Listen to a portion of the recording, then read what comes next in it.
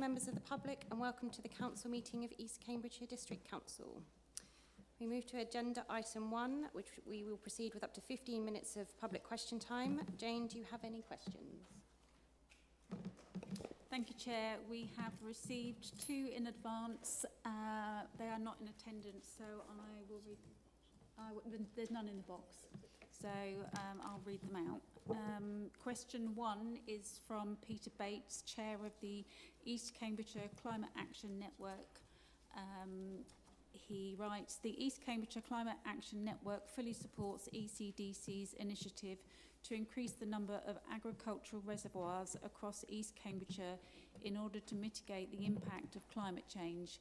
Equally so, the East Cambridgeshire Climate Action Network is starting to develop a complementary project working with Anglian Water to develop a network of water conservation champions across the district to actively encourage householders and small businesses to save water and their money.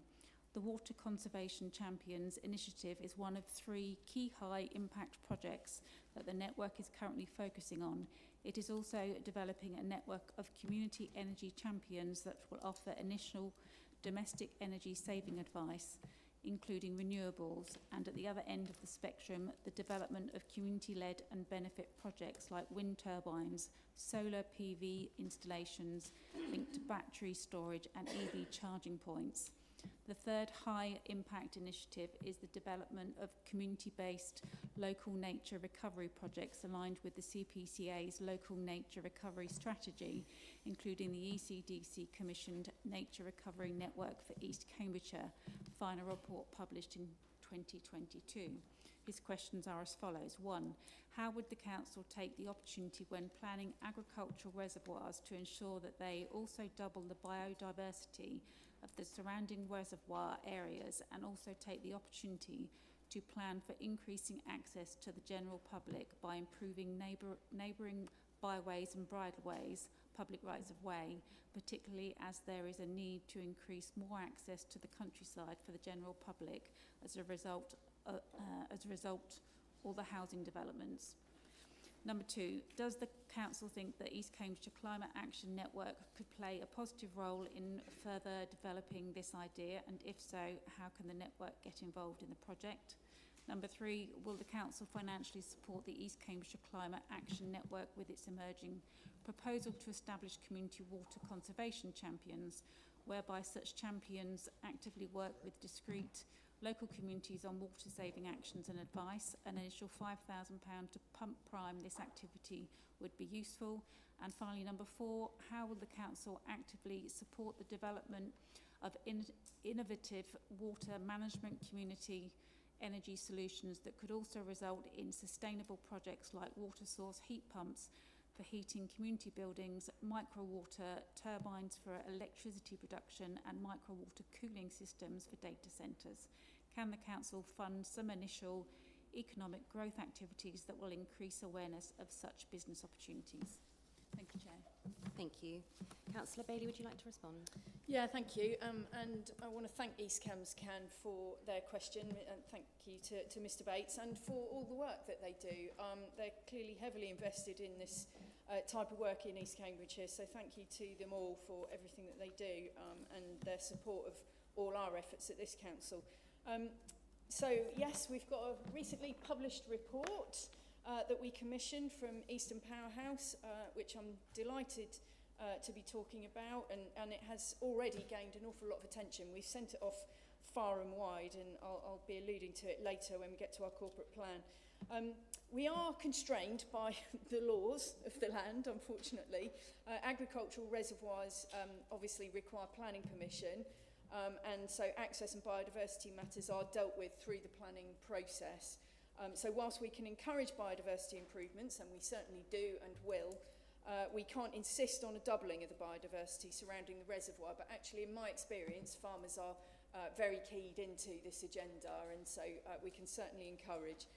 Access it will depend on the location of any future reservoirs, because for example if they're on private farmland the council can't insist on public access. The council's only recently published its reservoir feasibility study, so the project is obviously at an early stage of work. We will absolutely keep East Cambs Can updated with progress and any opportunities to be involved, and we welcome that. And of course the Council is committed to water efficiency as far as we are allowed to be by the constraints we work in, and promoting sustainable water management, not only via the Agricultural Reservoirs project, but we have of course included actions to achieve this in our own climate and nature strategy. 4 of the top 20 actions for 2024-25 are water related, which shows you how important it is rapidly becoming. And our climate change and natural environment team are available to help you with your proposal, and our economic development team would also be happy to support local businesses with water management and community energy solutions. So thank you very much. Thank you, Councillor Bailey. Jane, could you read out the second question, please? Thank you, Chair. Second question is from Marianne Pickles on behalf of the East Cambridgeshire Climate Action Network. It's headed additional funding for the Net Zero Villages project. Originally, with funding from the CPCA, the Net Zero Villages project in East Cambridgeshire has been highly successful and oversubscribed, resulting in some projects being unable to get funding. For those not familiar, the Net Zero Villages project took place earlier this year, managed by ECDC, and was actively supported by the East Cambridgeshire Climate Action Network, including discussing potential options with individual community groups across East Cambridgeshire. Unfortunately, no funds are presently available to reopen the grant scheme, despite considerable demands from community groups looking to save money on their running costs and contribute to reducing their climate emissions. It is noted that there are going to be some changes at the senior management officer level, which, if handled sensibly, could result in savings for the council, which could then be redirected to community-based projects. The question: how can the council proactively find additional funding internally for such projects, as well as seek to identify other funds from the Cambridgeshire and Peterborough Combined Authority and or Cambridge County Council, the Greater South East Net Zero Hub and or Great British Energy, the British government-owned renewable energy investment body? East Cambridgeshire Climate Action Network would be willing to take on the management role of such an initiative if the council can find funding.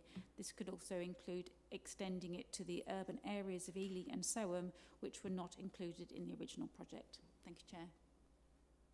Thank you. Councillor Bailey? Yeah, thank you, and thanks to Marianne and again East Cambs Can for the question.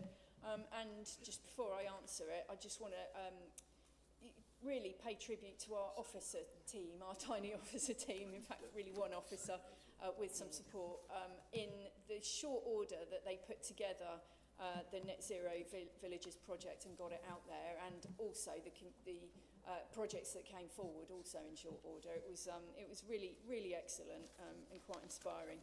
So thank you very much for the question and of course for the offer of support. And for those of you who aren't aware, the very successful Net Zero Villages programme awarded a total of £150,000 to 10 village halls across the district for solar panels, batteries and insulation, which helped our vital community facilities reduce their running costs and their carbon emissions at the same time. Identifying and applying for relevant grants is an ongoing part of our work, and our officers are continuously seeking new funding opportunities from both internal and external sources, including the Cambridgeshire and Peterborough Combined Authority and the Greater South East Net Zero Hub. We will continue exploring all suitable funding streams to enable the development and delivery of impactful community-led climate action initiatives across the district. Thank you, Councillor Bailey. We now move to agenda item 2. Jane, can you confirm are there any apologies for absence? I haven't actually received any. Okay, thank you. Agenda item 3 is declarations of interest. Maggie, I think you wanted to add something here. Thank you, Chair. As we have a motion on the council tax this evening, I just wanted to remind members that being a council taxpayer or being eligible for discount under the council tax support scheme is a pecuniary interest, but not a disclosable pecuniary interest, and therefore members do not need to seek a dispensation to participate in discussion or vote on the item tonight. Thank you. Councillor De Bray? I'm very sorry, I missed it. I should have given apologies from Councillor Charlotte Kane. Okay, thank you. Thank you, Maggie. Are there any members who wish to declare any disclosable pecuniary interests or other interests in any items on the agenda? No? We move on. Agenda item 4 refers to the minutes of the meeting held on the 22nd of May 2025, which are included in the papers. May I take it that the 22nd of May minutes are agreed as a correct record? Everyone in agreement? Thank you. Agenda item 5, Chair's announcements. I don't have any announcements for today. Agenda item 6, are there any petitions to be presented to Council? No, Chair. No. We move on to agenda item 7. So we have received 4 motions under the procedural rule 10, and we will take them in the order that they were received. First one is the local government reorganisation. I've got Councillor Anna Bailey as the proposer and Councillor Julia Huffer as the second. Councillor Huffer, do you reserve your right to speak? I reserve my right.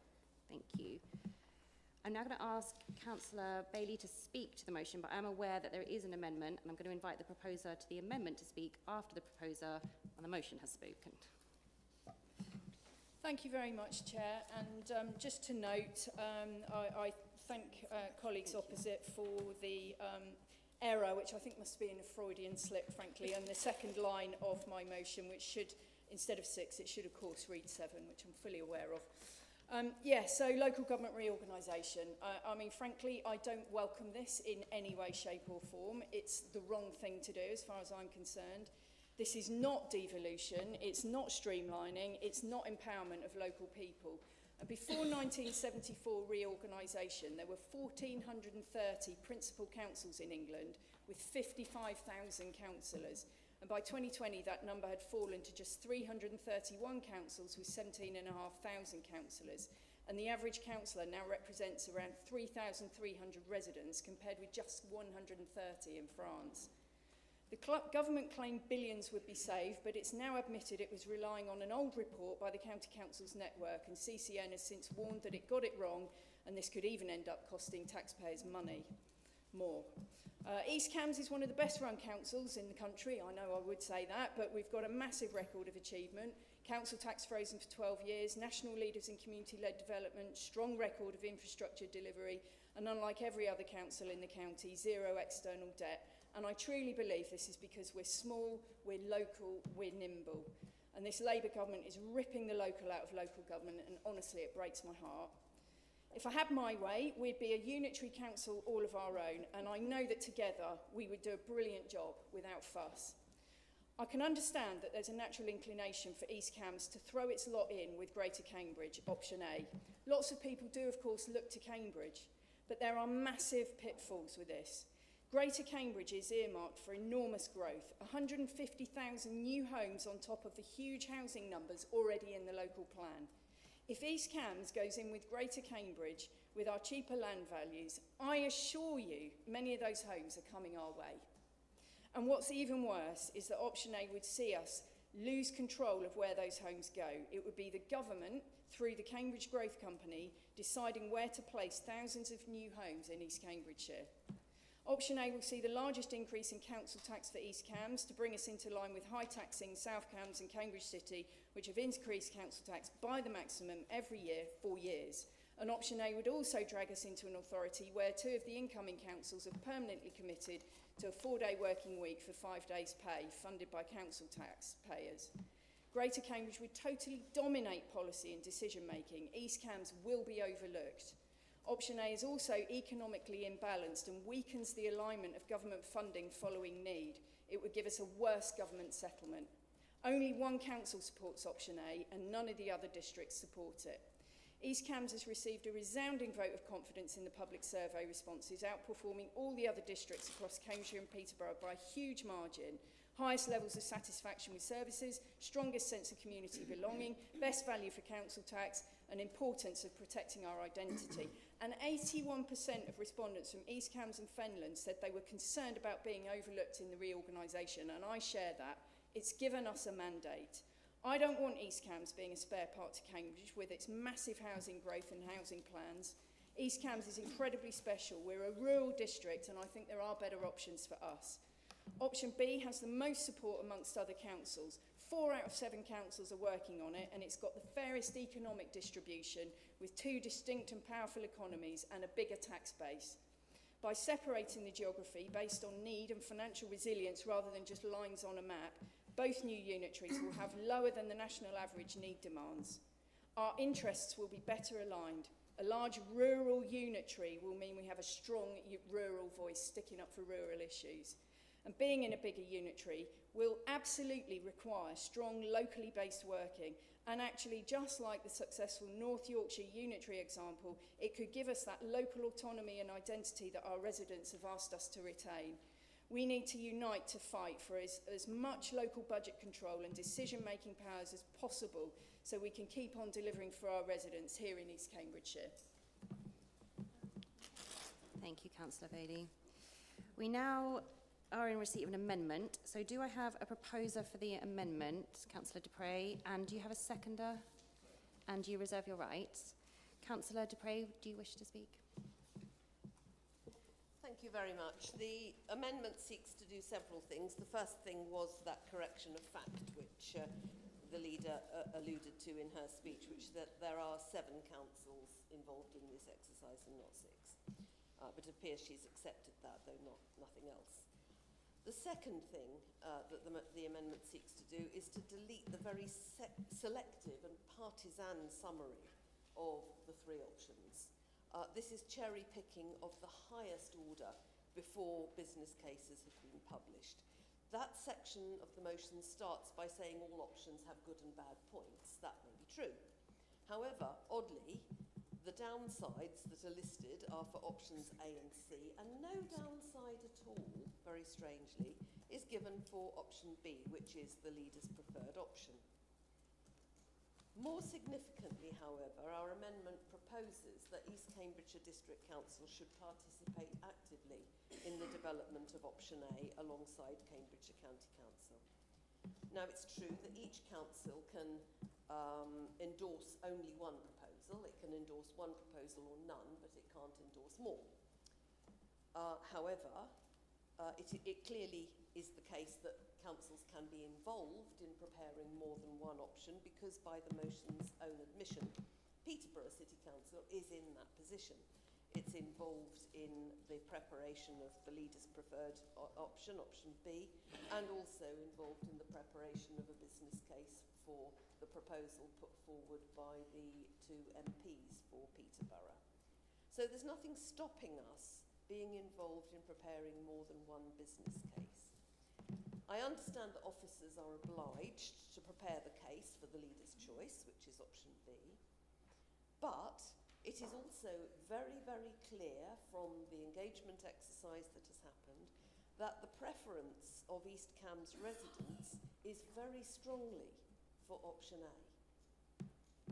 And I will go into the reasons why that's the case later on in this meeting. There's lots to discuss on the agenda about local government reorganisation.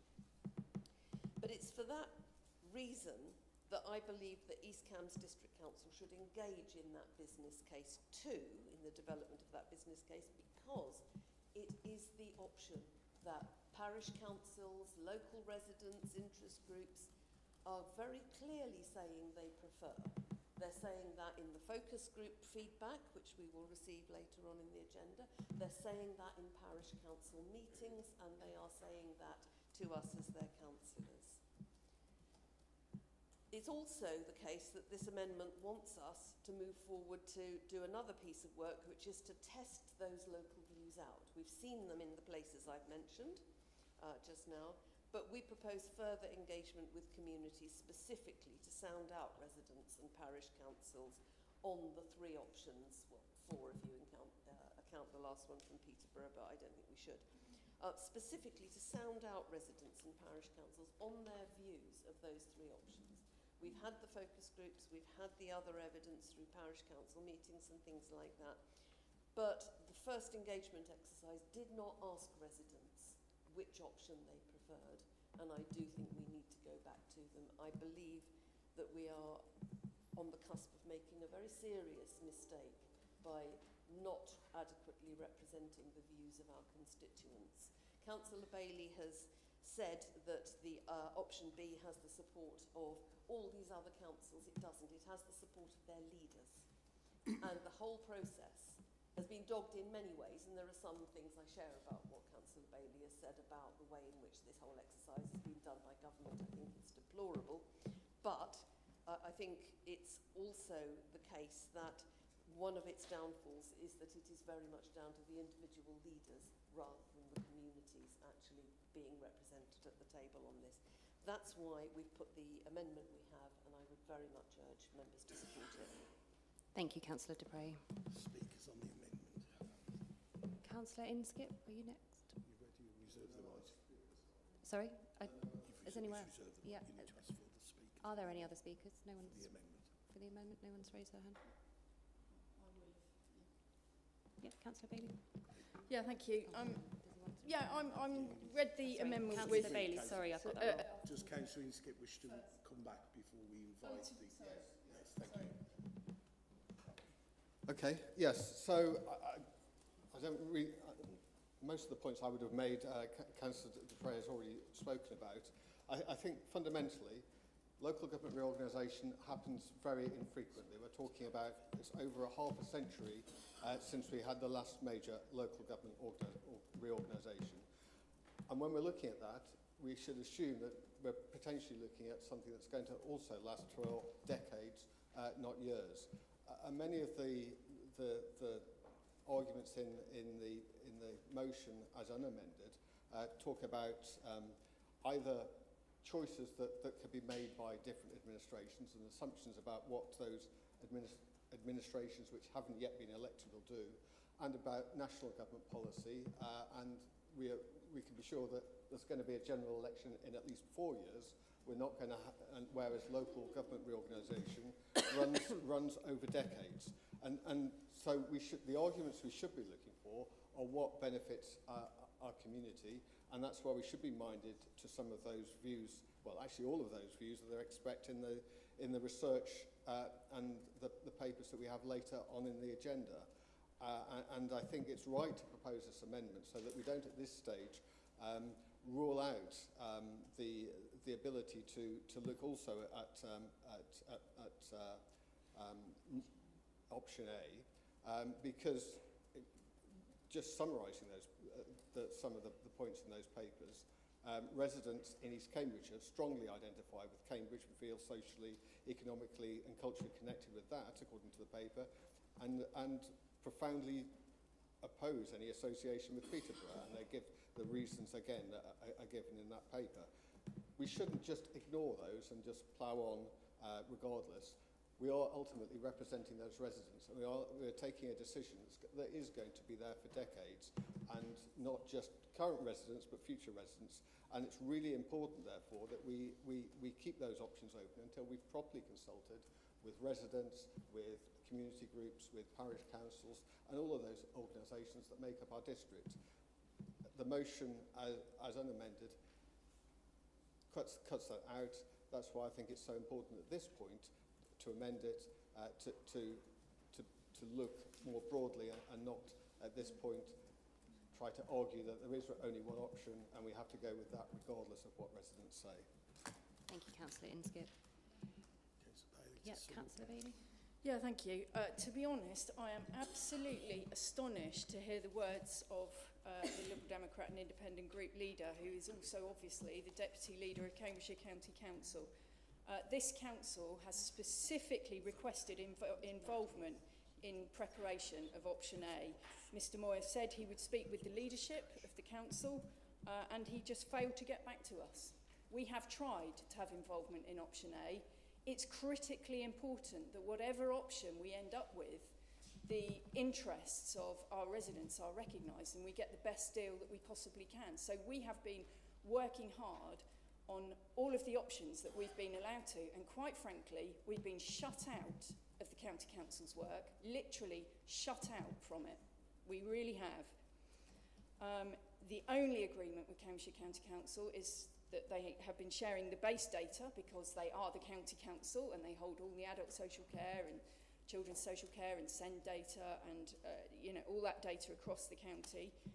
So they have been sharing the base data, and they have agreed to share the draft of the business case when it's finalised. That is literally what they've agreed to, despite our repeated requests.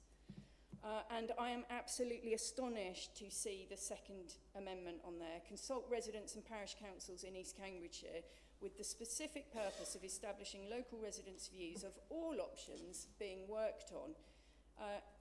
Anybody that's seen the comms coming out of Cambridgeshire County Council fronted by the Chief Executive rather than leadership, which is very, very peculiar indeed. I think they're abrogating their responsibilities, frankly, because, you know, it is a political choice that the County Council is backing option A, is being rammed down people's throats, and it is the only option that's being consulted on. And if you go through the survey, it is the only option, and it's being heavily promoted, and I'm aware that they have literally sent out quite a very detailed and significant presentation to the parish councils, pushing option A. Doesn't mention any, barely mentions the other options. It says what they are, but it pushes option A. So they've you know, we are, from this council, about to put out a questionnaire. We are going to run a questionnaire, and in fact we're going to base it on very similar methodology that the County Council has employed, so that we can have a comparison. And the County Council, as we know, is only asking people about option A, its preferred option. So I'm astonished to see the Deputy Leader of the County Council, Leader of the Lib Dem and Independent Group, taking two entirely different positions at her two different authorities. Apparently one authority, which is responsible for services across our entire county, and therefore you would think would be broader minded about this, is taking one position on option A, and yet here she expects us to be pursuing all three options. And what I want to just reiterate before I finish is that we are absolutely open-minded to the options. We have to join a business case. We've joined business case B because it had a lot of support. It has some huge merits. We do have concerns about option A, but we remain totally open-minded and are looking forward to receiving the business cases, which in the case of the County Council option A, we're only going to get, we are told, when it's finalised. Thank you. We now move to the vote. For all those in favour of the amendment, please raise your hands.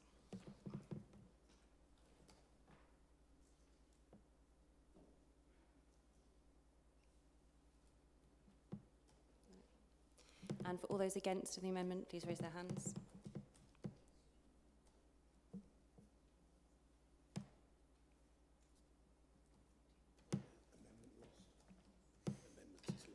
Okay, the amendment is lost. We now move back to the original motion, and I invite speakers on the original motion. Is there anyone that would like to speak? Councillor Goldsack. Thank you, Chair. I'd like to say a few words. I think LGR is almost designed to be divisive. I think it's set out along a course that very few people in this room would agree with, regardless of the colour of the rosette that's worn. And I find it wrong. I find it immoral. I find it that we were all elected by a ward based on local people. There are differing opinions in their wards, different opinions.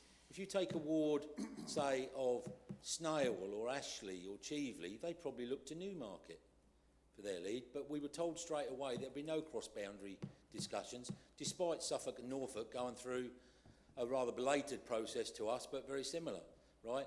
Similarly, you probably could argue that maybe Reach and Bottisham would probably gravitate towards Cambridge. Get that completely, absolutely get that, okay? Funny enough, when I go shopping these days, which isn't very often, as you can probably attest, but when I go shopping these days, guess where I go? Bury St Edmunds. Don't go anywhere near Cambridge. Not welcome in Cambridge. They don't want me there. They don't want my car coming in and getting in. So I go to Bury St Edmunds, where I'm welcomed and it's good and easy to get to. Right? So there are a million reasons for different boundaries. Right? I'm going to make an appeal here. Two things. Then I'll come on to my appeal. I have to, as the lone Conservative County Councillor, I did raise my concerns at the Lib Dem administration's running and the Chief Executive Officer for Cambridgeshire County Council on a sales and marketing campaign for the administration's chosen thing. I have raised the complaint. It went through to the monitoring officer and they said it was legal. Okay, that's fine. That's fine. Legal, or has it got integrity? And I think there's a big difference between the two. Okay, I think it's wrong at the moment. I think, as we heard in the attempted amendment, it was about seeking more information and gathering it. So you know, we shouldn't be doing what we're doing. The challenge I'm going to put is, we are going to have a number of these debates, a number of these questions, okay? We are 28 good people in this room, right? Let's make sure that we stay that way at the start of this debate and at the end of that debate, all right? There's a debate, not hate thing that we've all agreed to and we've had many a conversation about. And I don't want to see what this Labour government is doing to us here and to our people to be the divisive reason for us to fall out and get stupid over this. Okay, so that's just my word of advice, and thank you, Chair, for the moment. Thank you. Councillor Dupre. Thank you, Chair. As my colleague, Councillor Inskip, said in his speech on the amendment, the boundaries that we're now working to in East Cambridgeshire were established in 1974. So that is over 50 years. And I think we have to assume that the boundaries of the new councils that are being established will also be in place for that time or something like it. And therefore we need to think about the long term. Residents realise that. They're thinking about where their lives fit in Cambridgeshire and where they go and what they do. Jobs, schools, health, leisure, all of that looks to Cambridge across the piece. There are huge numbers of people who go to Cambridge from East Cambridgeshire for all sorts of things. The evidence is there in the documentation we've got on the agenda. And hardly anybody goes to Peterborough, even those in the most northerly part of the district. They gravitate to Cambridge by the A10, by the railway network. That's where they predominantly look. They do, I agree with Councillor Goldsack, some of them will look to Newmarket. But I don't think even in the most northerly reaches people are going daily to Peterborough. It's almost unthinkable. And hardly any of our residents want to be run by Peterborough. They're scathing about the idea. They look at Peterborough and they see an authority that's not only in permanent political disarray, but also one that simply does not understand our issues at all. Just doesn't understand them. And the idea that we will somehow be a strong rural voice run from Peterborough, somewhere where no one goes from this district, hardly, we're talking about 1%, I think, is ridiculous. And it's even more obvious in the south of the district, for example, in Councillor Sharp's ward, where they bypass Cambridge on their way to all sorts of other places. And it's absolutely ridiculous to think that they will feel an affinity for Peterborough, which they don't. But it's also true at the other end, up in the north of the district, in Ely, in Sutton, in Haddenham, in Wychford, and elsewhere, we're hearing people and parish councils telling us that they believe that, that Cambridge is where they need to gravitate to. And we need to listen to our residents on this. They know that East Cambs is intertwined with Cambridge and South Cambridgeshire. For example, the GCP Greenways project extends into Bottisham as far as Bulbeck. We will have no say over that if we cut ourselves off from Greater Cambridge. There are so many other connections we have, and this Cam-exit stance isn't going to do us any good at all, and is going to risk East Cambridgeshire being alienated for half a century from developments which are going on that affect us very significantly. The view of East Cambs administration here seems to be fixated on irrelevancies and short-termism. Who will be talking about the 4-day week in 50 years' time? And in any case, that is a matter for the new councils themselves to determine. It's not a matter that's written in stone, and these will be new councils with new policies. I think there is a danger that the leader and the administration of this council will end up totally losing sight of the big picture and losing sight of the very strong views, as evidenced in the engagement work to date, of residents. We will discuss this again in November. We'll discuss it later on tonight. But in the meantime, I would urge the administration to think very carefully about the long-term effects of their choice and what East Cambridgeshire will look like in 2075. Thank you. Thank you, Councillor. Councillor Horgan. Thank you. Excuse me. Thank you, Chair. I'll be brief. We've heard about some of the potential risks that would come forward, loss of rural voice, I'm not going to debate that. One of the things that I think is very clear and evident is that should East Cambridgeshire join with the two councils in option A, that will result in the greatest increase in council tax, which, unsurprisingly, as the next item that we will be talking about is related to council tax. When it was brought up at the Sarn Town Council meeting on more than one occasion by County Councillor Goldsack, the reaction there from all there was horrified as to the increase in council tax that would arise as a result of option A being chosen. So I don't believe that, certainly in my own personal evidence, that all town and parish councils are calling out for option A. I can only speak of my own experience of some town council where I am a town councillor, and it is definitely not the option that everybody is asking for.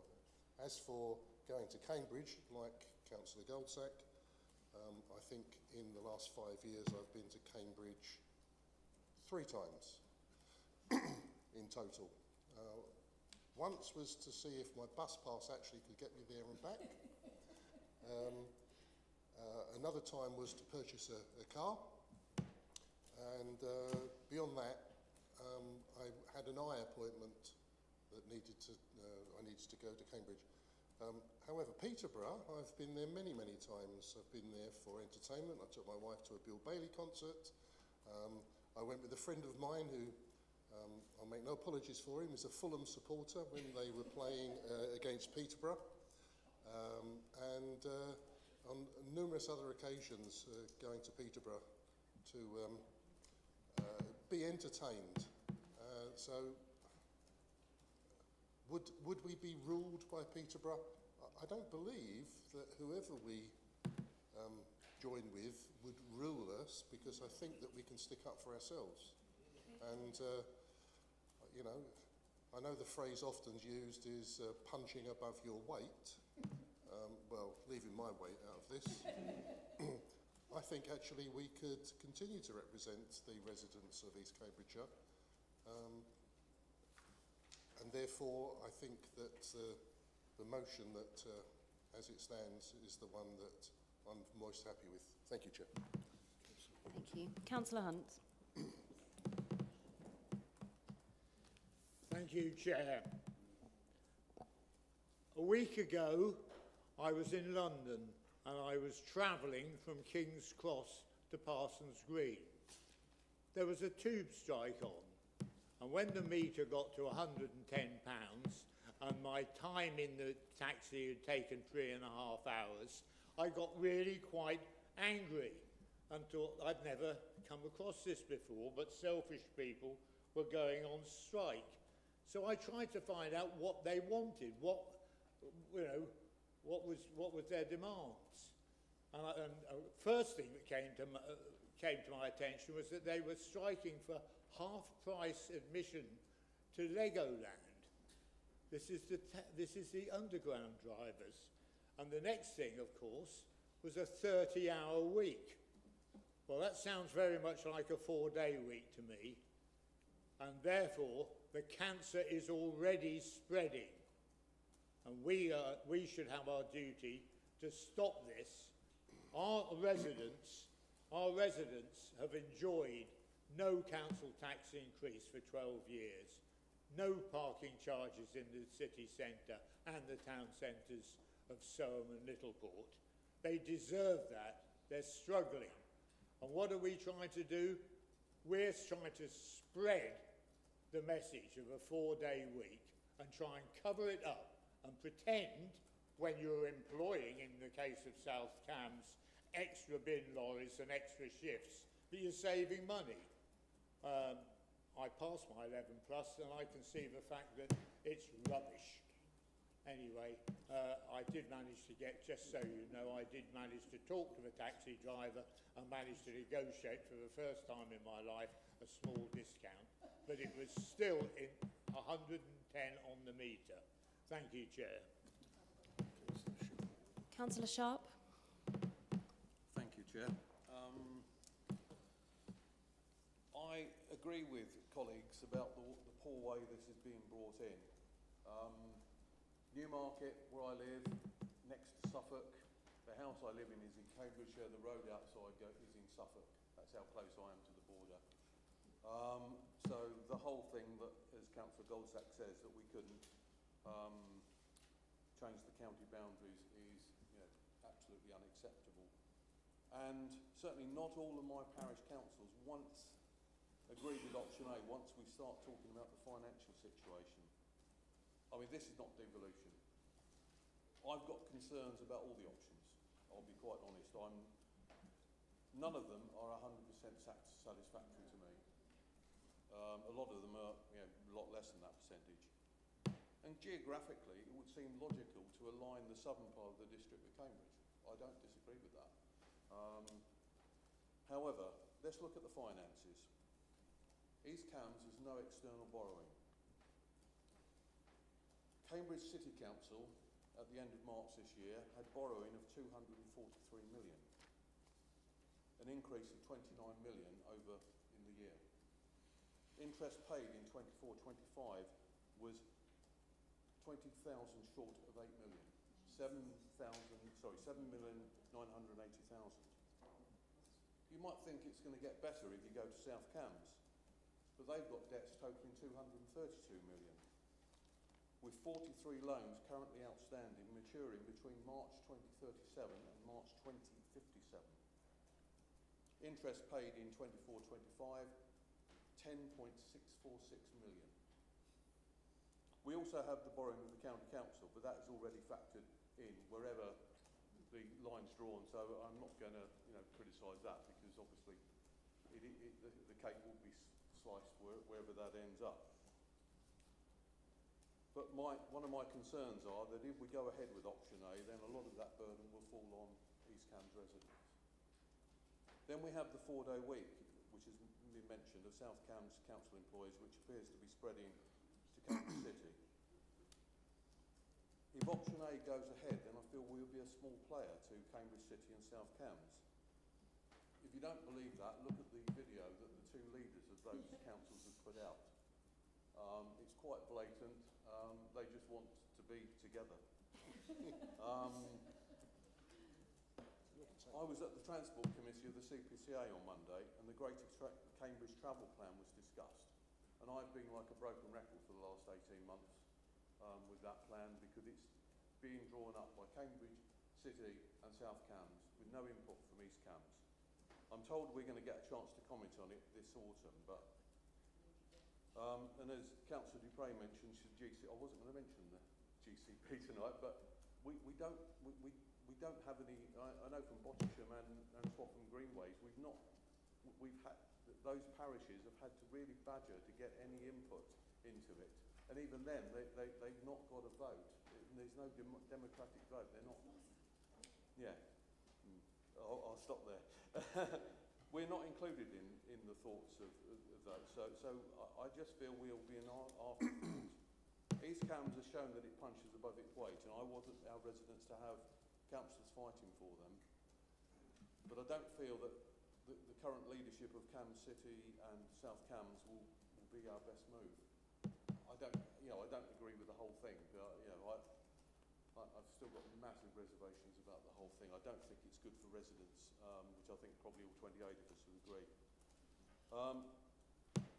Obviously, we're not making a final decision tonight, and let us wait and see what the business cases come up with, because there's still lots more information out there, and I do want us to be a strong voice going forward, and we'll enter the further debate in later months. Thank you, Councillor Sharp.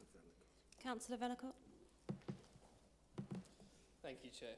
Very good evening to you, colleagues. It won't be possible to tackle everything, of course, so I'll centre my argument around what I think we'll all agree is the key principle, which is what do our residents value. And the survey shows that East Cambs has a very strong connection with Cambridge, and so do many residents in other districts. And that's really good. It's our county capital. But people are equally saying that they really value and want to preserve the sense of community out here, where they come back to and lay their hat down. Cambridge is a growing city, East Cambs is a rural heartland, and that is the sad conflict that the Labour government has forced us into. They say, they say they care about these areas, and then they split it down those lines in both directions, and that's not fair at all. But our residents, whilst they've been saying they love Cambridge, of course, they're not saying that they only want option A. So let's have a look at what I think the survey says people think about most. Value for money, Councillor Horgan is absolutely right. Option A would worsen council tax by the furthest by a long way for negligible service improvement, which we can determine really does matter to people. Options B and C would affect taxation a lot less, and it appears that option B from the initial data is the best value for money. And unfortunately, it will still be much worse than we have now, so that's something that we have to contend with. I believe a sense of community is incredibly important. Residents really feel at home here. So, when 76% of our residents say they feel part of their local community, and 62% in Cambridge do not, regardless of our love for Cambridge, that raises big concerns about amalgamating those two areas. Options B and C link rural councils together, and I agree, there are some big issues with trust and governance in Peterborough. But option B, perversely, is large enough to allow significantly localised working, which will have the effect of having a more East Cambs-centric voice in a way that option A does not. It will also have much lower quality housing growth in the district, if we go with option A, as will be associated with Greater Cambridge. I, like colleagues on my side, don't want to be at the mercy of government for low quality development here in East Cambs. We deserve high quality and well supported development. Councillor Inskip and Dupre are absolutely right, this is a very long-term decision. But option B will see about 500,000 population each after we've had the massive 150,000 house growth. And option A would see a very disjointed balance, and I don't think that's right for our residents at all.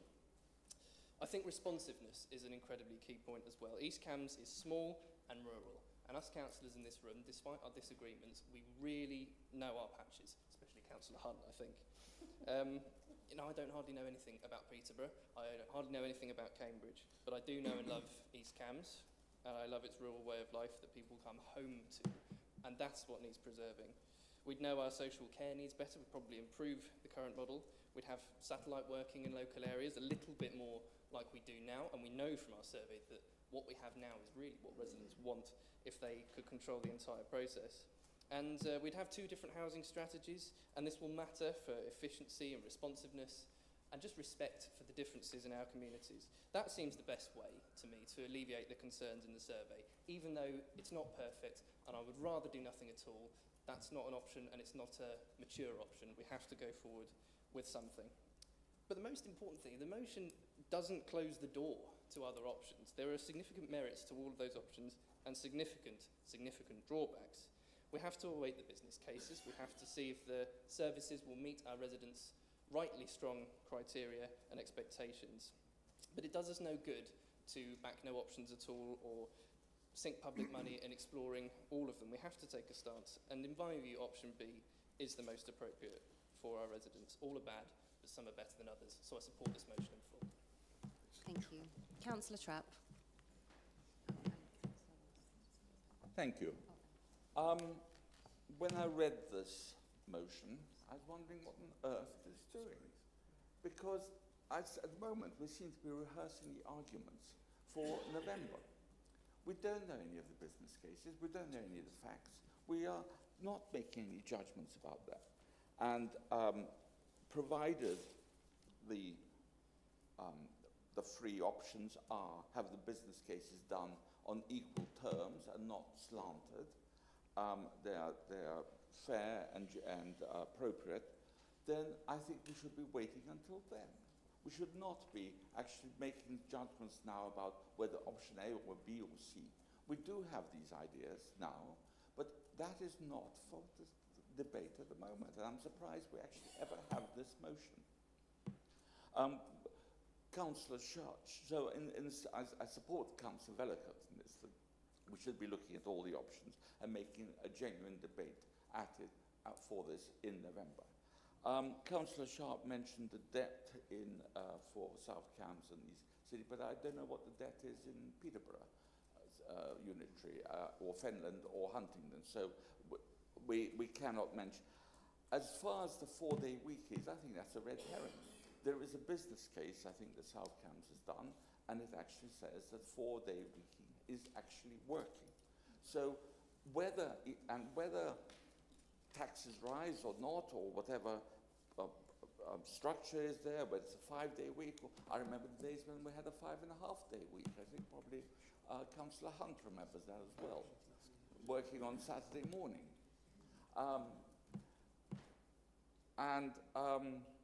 Sorry, Councillor Sharp, I think you've got your microphone on. Oh, sorry. Thank you, Councillor Sharp. Thank you. Well, that's what the little noises from over there were. So I just find this rather ludicrous, actually, having to vote on something which is not really actually any good. Thank you. Thank you. Councillor Inskip. Thank you, Chair. We can all agree that we don't want this reorganisation, and we've had those debates in the past, so I'm not going to rehash those. But it is happening, and we need to do something about it. Now, Councillor Sharp said in his justification, his concerns about option A, he's concerned about the current leadership of South Cambs and Cambridge City. As we've said, when local government reorganisation goes through, we have a set of elections. We're electing new councillors. It's not about the current leadership. It's about those elections. He can put his views forward on how, if we had option A, how he would want that administration to look. Other parties can do that for their positions. But if you are worried about current leaderships, just look at the complete chaos that you get in Peterborough. I probably need to check the evening news before I can be up to date on the leadership of that council. And borrowing, Councillor Sharp didn't look at that. Perhaps he ought to have looked up Peterborough. Do you know, Councillor Sharp, what the borrowing is in Peterborough? Yeah, it's over £500 million. Over £500 million. It dwarfs all those other figures that Councillor Sharp reeled off earlier. And as one well, I have to say, it was a councillor for another party said to me this morning, the only argument in favour of option B is it dilutes the influence of chaotic Peterborough on the surrounding councils. But when we come to finance, 50 years ago, council tax didn't exist. I think I can be pretty safe in betting that in 50 years' time, council tax won't exist. Local government finance will change out of all recognition because it's changed out of all recognition in the past 50 years. So we shouldn't be basing a decision on which council is slightly lower than the other in next year's council tax. We need to look at the longer term picture. And turning to Councillor Horgan, I'd be a little bit concerned about you basing your decision on your personal experiences of travel and where you go to I think it was a music concert. I would there was some good venues in Cambridge, by the way. I'll recommend those to you later. But I'll admit I work in Cambridge, so I'm one of those many people, and there are a lot of us who commute into Cambridge. I could list half a dozen colleagues who actually live in Soham, and I would suggest, I'm going to suggest maybe when I'm next in the office that they do look up Councillor Horgan and explain that not everybody in Soham goes to Peterborough. Councillor Sharp raised the concerns about the GCP and how we're excluded from that. He's absolutely right. That's been a major concern, I think, for East Cambridgeshire residents for a long time. Now, we do have a little influence today because, of course, one of the county council is represented on that body and we elect county councillors. But tomorrow, if we went through with option B, GCP would have zero influence from East Cambridge residents. We would have no seats at the table through any means whatsoever. Whereas option A would undoubtedly strengthen those influences. Finally, East Cambridgeshire residents would have an equal seat at the table. And surely that's what we should be striving for, that strengthening that representation on those decisions that affect the daily lives of our residents. But it explains that our residents and where they associate with extend well beyond just those, just council services and so on. We've listed all of those things, but even just look on a Saturday afternoon, as you see people going out to the football matches, how compare and count in each of your wards how many Cambridge United shirts you see against Peterborough shirts. I did that actually a few recently. I haven't spotted yet. I'm sure there is somewhere in Sutton a Peterborough fan, but I haven't found them yet. Whereas people, again, you know, in their social lives, they identify with Cambridge. They want to have that influence. Cambridge affects their lives. They want to have a fair say. You've got 30 seconds, Councillor.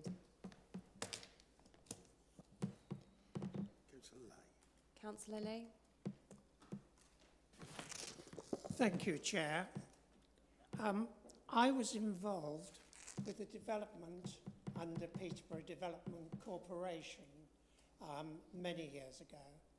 And, you know, we built more council houses for rent within Peterborough and brought people from all over the country in order to grow the city of Peterborough.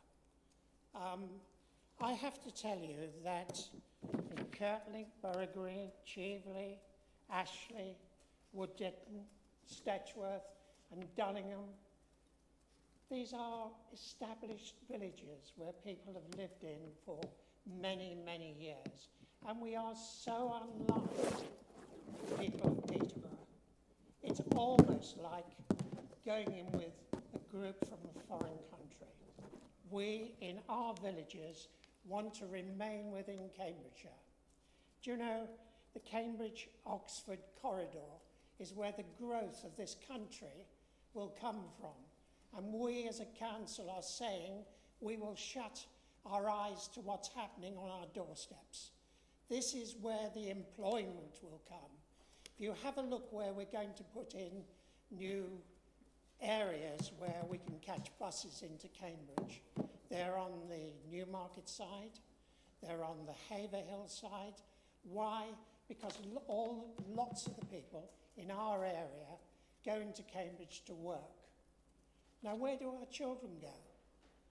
Well, when they've left their junior schools in all our villages, they go to Bottisham.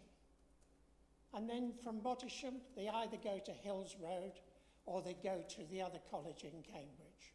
We are closing our eyes to what our people within our villages want. And this is not the way to go forward. Of the 150,000 new homes that they will build in and around Cambridge, if we sit on the sidelines and move out and become part of Peterborough, we will not have a stronger voice as to what happens within Cambridgeshire. My view is we do what our villagers want us to do, and that is for us to become part of a new council, which is part of Cambridge and South Cambridgeshire. Thank you. Thank you. Councillor Wilson.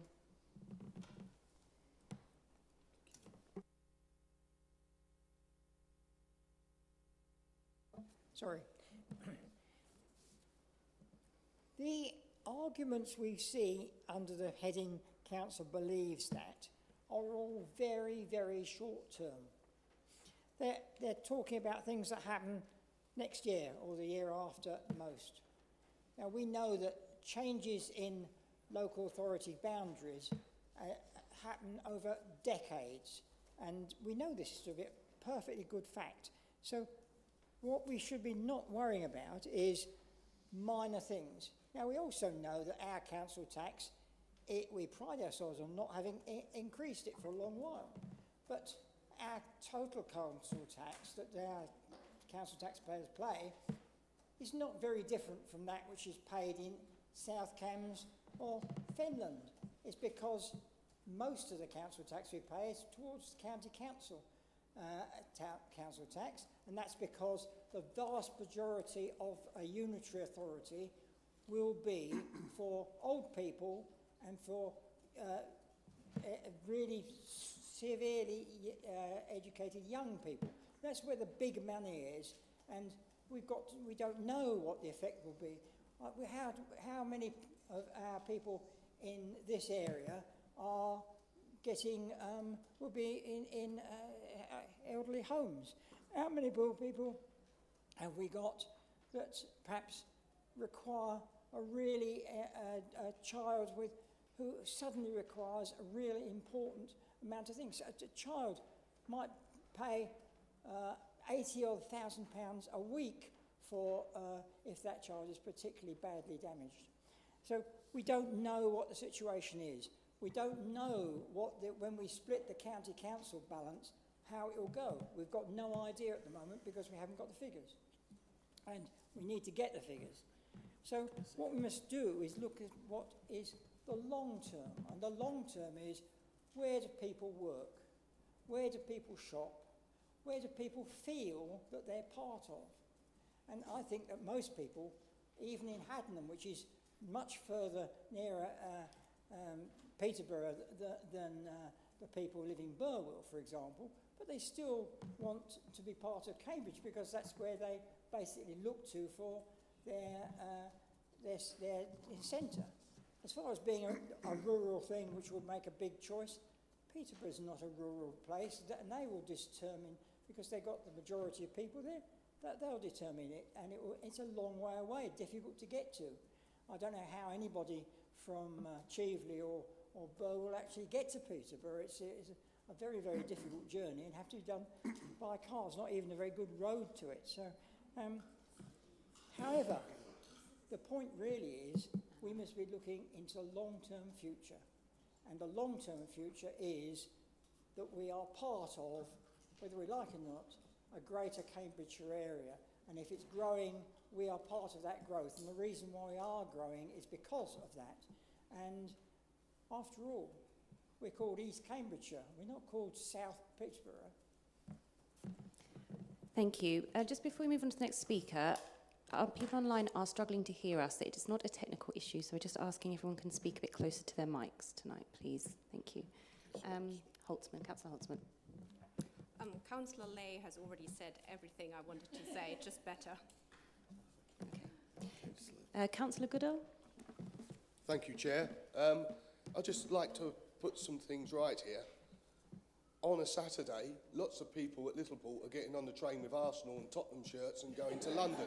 Do we join the GLC instead? You know, where people work and where people shop is irrelevant to where they live. You know, people will go north, people will go east and west, wherever the work will take them. Admittedly, my wife works in Cambridge, but she hates to travel. You know, and if she could get a better job up here, she would. The argument about borders, you can cross borders now, so why can't you do it when it's a unitary? Thank you. Thank you. Are there any other speakers at this point? Councillor Colbert? Well, thank you, Chair. Only that I feel it wrong to be concentrating so strongly on one option, particularly when Councillor Bailey has already said that we tried to work with Cambridgeshire County Council with a view to considering option A, and then for some reason there was a breakdown of communications. Well, by not pursuing that line seems to me a bit like taking home one's bat and ball and refusing to play cricket anymore. I think we should be pursuing both A and B. Thank you. Thank you. Julia? Thank you, Chair. Sorry, it's very small print. I couldn't get it any larger. As the saying goes, if ifs and ands were pots and pans, there'd be no work for tinker's hands.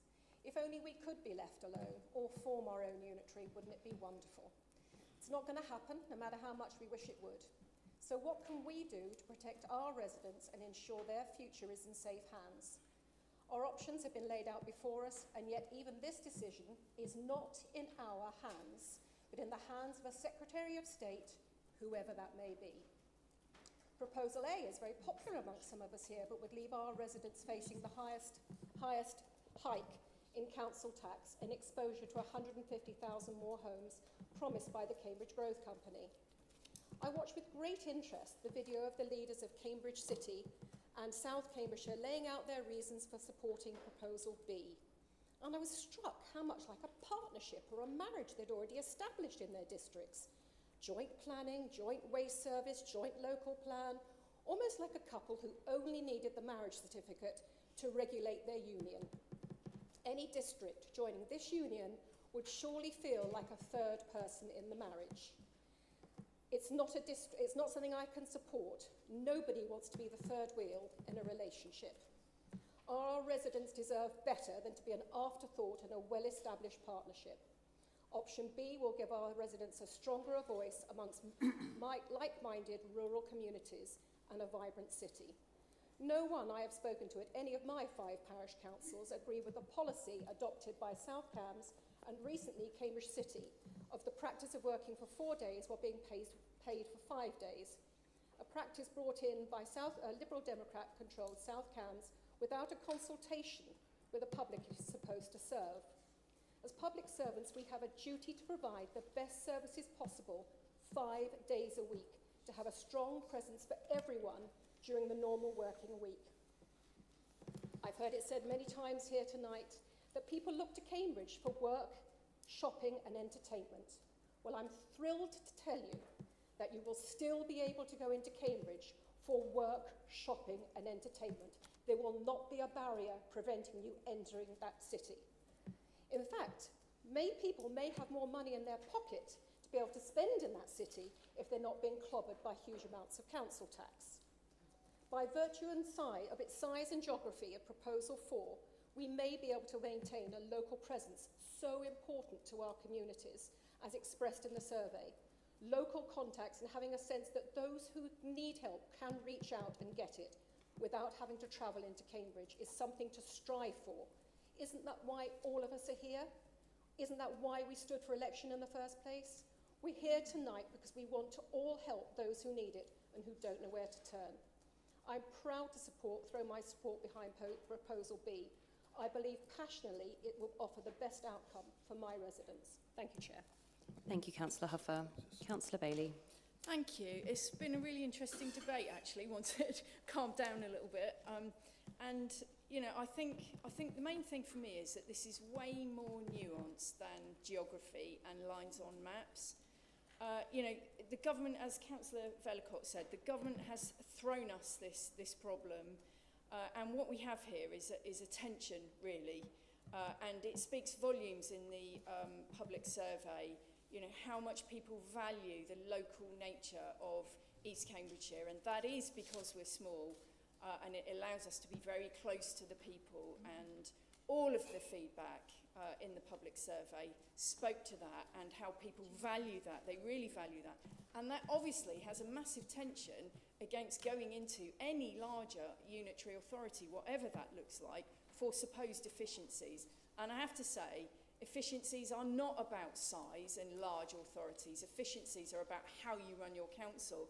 And I think the other councils should listen very carefully to East Cambs, because not only did we do the best in the public survey, but we have that record of running a very efficient council that no other council in the country, let alone the county, can talk about.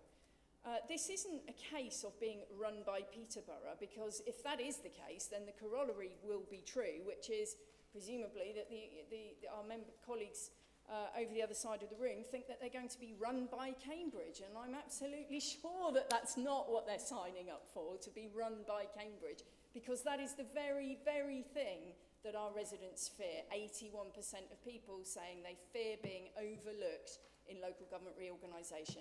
And going in with Greater Cambridge, can you imagine? It is absolutely going to be all about Cambridge. Cambridge is about to spend £92 million in capital on revamping their market square, and in the process of doing so, getting rid of most of the market stallholders, as far as I can tell. You know, that doesn't chime well with the way that we run our markets. So, you know, this would be about Cambridge, and what I want for us is for us to continue to have a local, rural voice, local to East Cambs, and perversely, because my heart is in small and local, going into a bigger unitary, I do believe will require patch-based working that will enable us to have local provision. I still want us to have walk-in reception. That's really important to people. Lots of other authorities do not do that, and they've got rid of it. And I want to reiterate this thing. Option A is economically imbalanced. It weakens the alignment of government funding that follows need. It would be a worse government settlement, and we're already suffering in Cambridgeshire on that score massively. Whereas option B has the fairest economic distribution and the bigger tax base for the area that we would be in. And this threat of the 150,000 homes, I promise you it is real. It is absolutely real. And that's on top of local plan numbers. And we will lose control over where those homes go. And we already have residents very, very concerned about the levels of growth in East Cambridgeshire. And it will be as of nothing if we are thrown into a footprint with Greater Cambridge. Greater Cambridge emerging local plan is already in trouble before they've adopted it, because they've just lost a site because government's pulled the funding on the Hartree development in North East Cambridgeshire. It's put a 5,000 to 6,000 home hole in their local plan. Where do you think the pressure is going to go to refill that hole if we're in the same footprint as Greater Cambridge? So, you know, these are real issues, and it is way more nuanced about lines on maps. We will still be able to travel to Cambridge. So, you know, and really what I want to say, of course, is it is not our choice at all, sadly. This is the government's choice. The government ultimately is going to decide. I fear, you know, they may well have already made up their mind, and clearly Greater Cambridge has a very powerful voice in government. So, you know, we keep working at it, and let's keep working together as much as we possibly can. Thank you, Councillor Bailey. We now move to the vote. Can I ask that all those in favour of the motion please raise your hand?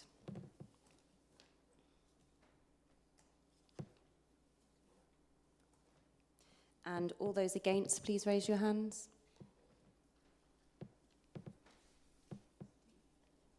Motion is carried. The motion is carried. We now move on to motion 2 to propose changes to council tax powers. I've got Councillor Keith Horgan as the proposer and Councillor Christine Ambrose-Smith as the seconder. Do you wish to reserve your right to speak? Thank you. Councillor Horgan. Thank you, Chair. I'm sure some of you may wonder what this is all about. In fact, actually, Councillor Dupre, who I consider to be an extremely well-informed person, wrote to me to ask me where had this matter arose. I basically was able to refer to a cross-party housing, community and local government committee report published on the 23rd of July this year. I will read just one sentence from a part of that report, which says, as an interim step to reforming council tax, the report calls on the government to give local authorities more control over the council tax in their areas, including the power for individual councils to revalue properties in their area, define property bans, set the rates for those bans and apply discounts. Now, to put it simply, what this means is that local authorities would do the job currently done by the Valuation Office Agency. And my concern is that it becomes politically controlled by local authorities who have basically got the powers that could come about through the devolution white paper. So I felt it important that we raise our voice to oppose those proposals that would allow local authorities to, as I say, set their own council tax bans, rates, property valuations, and replacing the current nationally consistent framework. Now, notwithstanding that nationally consistent framework still has some great differences. Council tax already varies in this country, and using the typical Band D as an example, I was surprised myself to find out that Westminster, Band D, you pay £829 a year, versus Nottingham, where a Band D payer is £2,226 a year. Now, notwithstanding that the system as it stands is not perfect, however, the one thing that we can rely on is it's not subject to any political influence. It is worked on nationally, and basically the system is not open to any form of abuse by any council who currently, if they want to go up above the 5% threshold, has to apply to government, and granted that a number of councils did in this current year, but generally speaking, there are caps that are imposed which stop that happening. If this was to be carried through by government, poorer households, such as we have many in this area, would pay a much higher proportion of their income in council tax. So, for example, in East Anglia, council tax can invariably be over 10% of a household's income, whereas in wealthy areas it's only 2%. And there is a disparity there. Now, there is a risk of steeper increases, with many councils already opting for the maximum 4.9% rise, and giving them full control, where there is no barrier, could drive rates even higher. As we know, and it's already been mentioned by members of both sides, East Cambridgeshire has frozen its share of the council tax for the last 12 years. So I think that we are very sensible about making sure that we charge our residents... You have 30 seconds. ...only what we need to. So I'm proposing, as it says in the paper, in the motion, to basically oppose the proposed charges, write to the Secretary of State to express our concerns, urge our local MP to support us on this, and work with other councils and stakeholders to build a coalition for a fair, unified reform. Thank you. Thank you. Do we have any other speakers to this? Councillor de Brey? Thank you very much indeed, Chair. The motion starts, the government is considering proposals to allow local authorities to set their own council tax bands, rates and property valuations. I read this with some surprise. I thought, like Councillor Horgan thought, that I was a reasonably well-informed person, and I read this with total surprise. So I almost said reached out, which is a cardinal sin. I contacted some of my people in, I contacted some of the people I know in the political world, and I said, this motion says this, what's going on? And they said, news to us. So I contacted Councillor Horgan because I wanted to have a well-informed debate on both sides and to know exactly what we were talking about. And he sent me something, and that wasn't right. Then I went back to him, and he sent me something else. And I read it carefully, and I did some Googling, and I realised that, in fact, the government isn't considering proposals to allow local authorities to set their own council tax bands, rates and property valuations. What has happened, as Councillor Horgan has said, is that a parliamentary select committee has heard evidence and written a report. Select committees do that all the time, and often things get buried and nothing comes of them. The government is due to issue its response to this report, but not till... Sorry, have I done something wrong? No, I think it's the mic. If you could just speak a bit closer. I don't think they can hear you online. Should I sit down? Yeah, please do. Please do. Yeah. Right. Everyone is free to sit. Thank you. Does that work any better?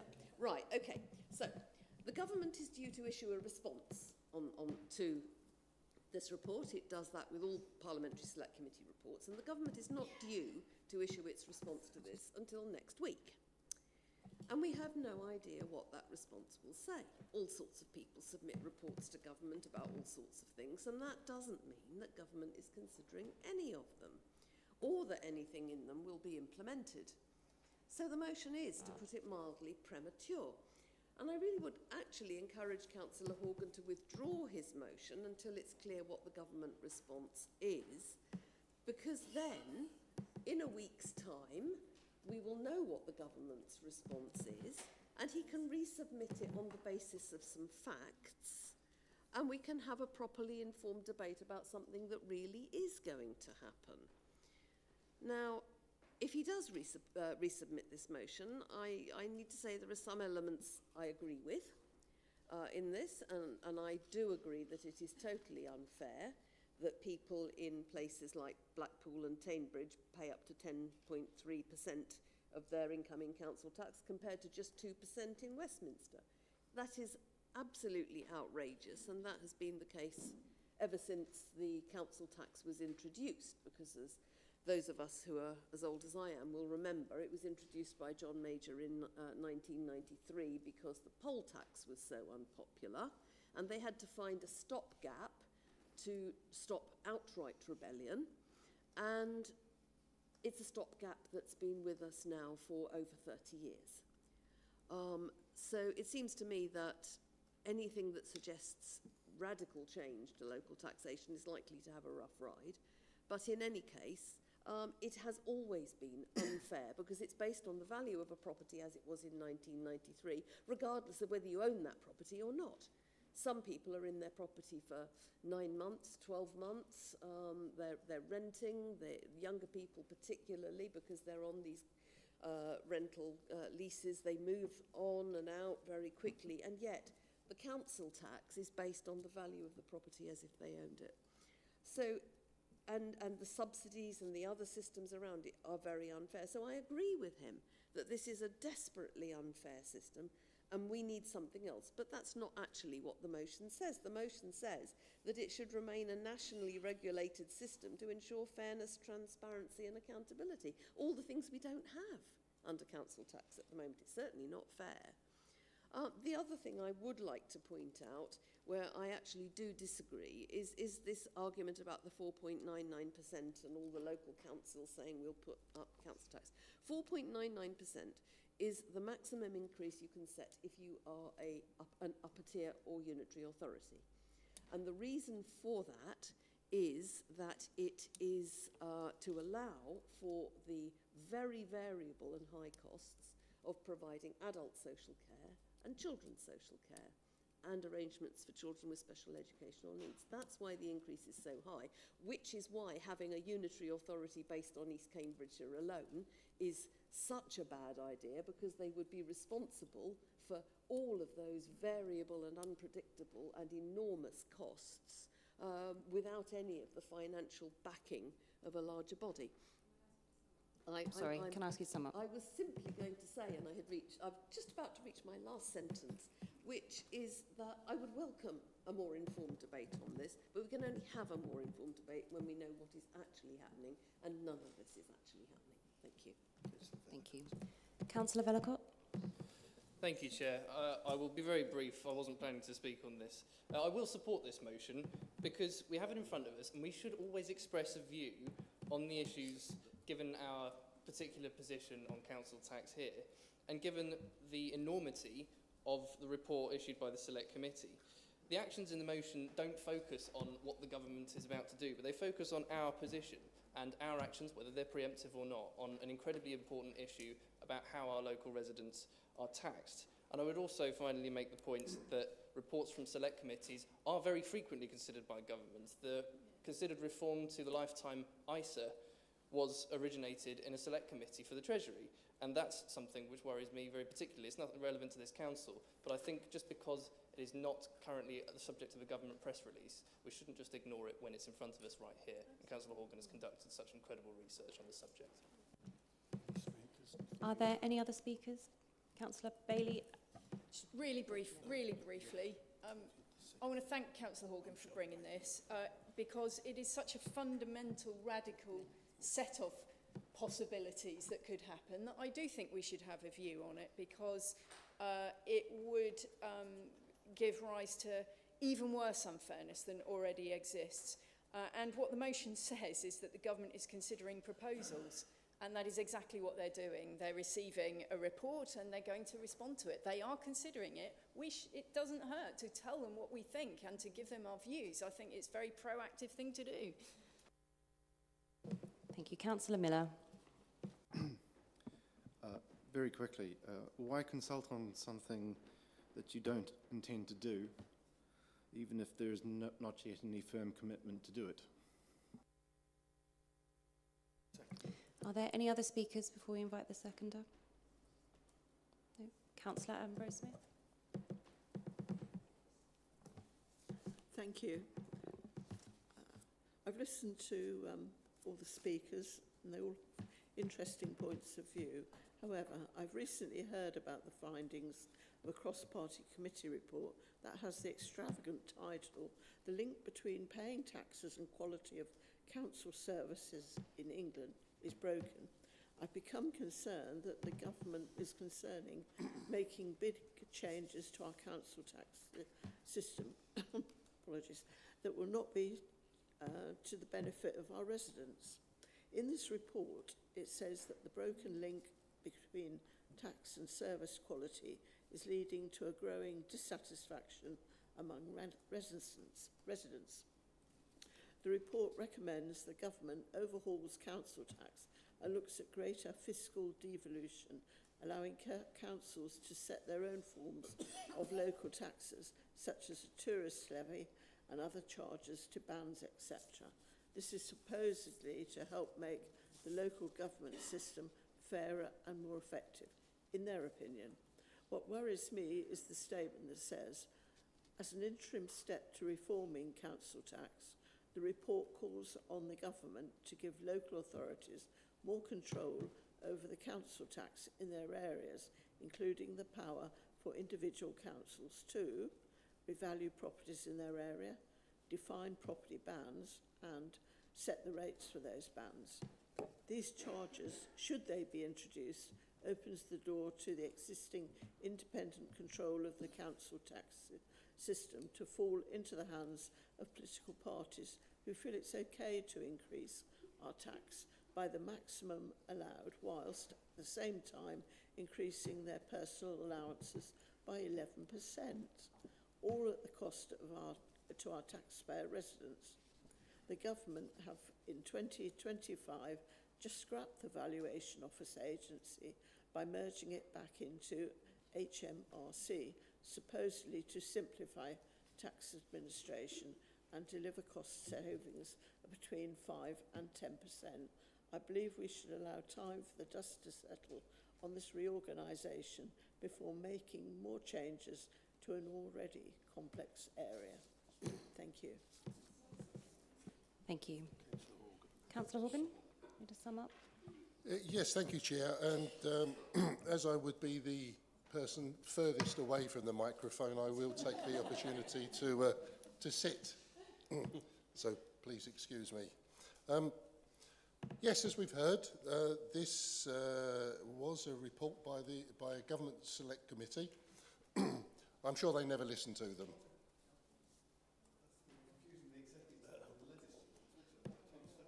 No, thank you. To order, yes.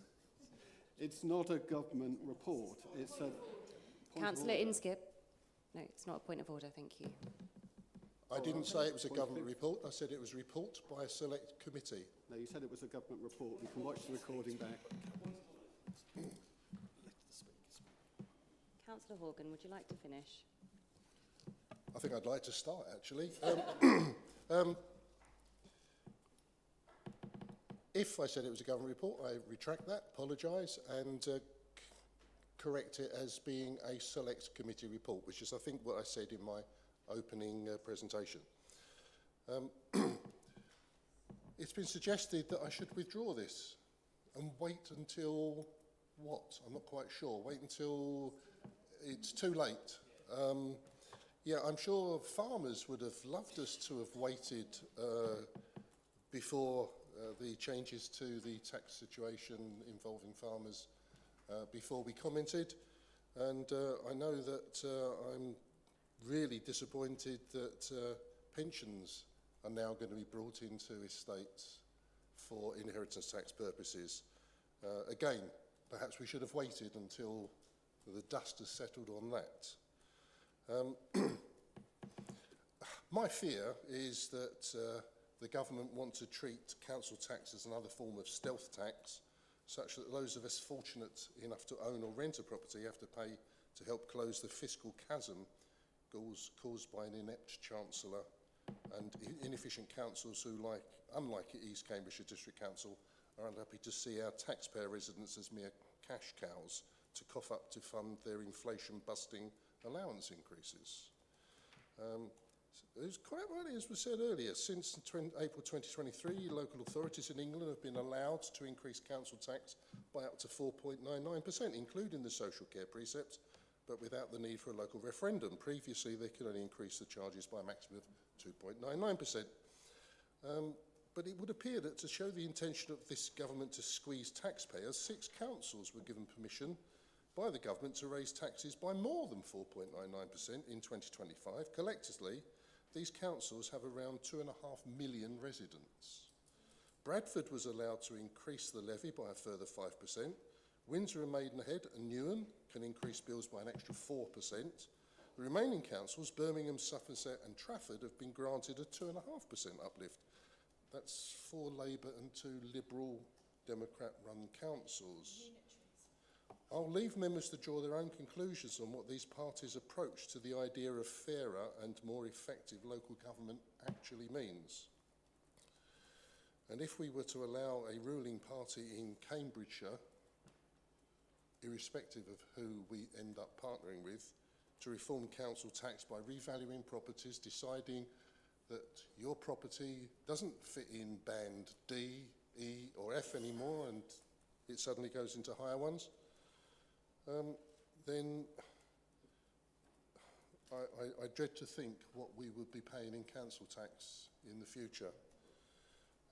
We've already seen the county council here increase council tax by the maximum allowed, and I genuinely fear by giving powers to move properties into these different bands will open the door to alarming increases in council tax that we've not seen since before present limits were introduced in 2013. So I thank you for the invitation. I do not withdraw my motion, and I will wait for the decision of the members here on whether it's successful or not. Thank you. Thank you, Councillor Horgan. We now move to the vote. Can I ask that all those in favour of the motion please raise your hands?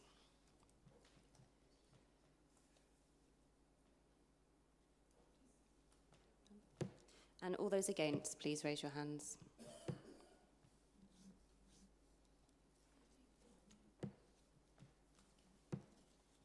The motion is carried.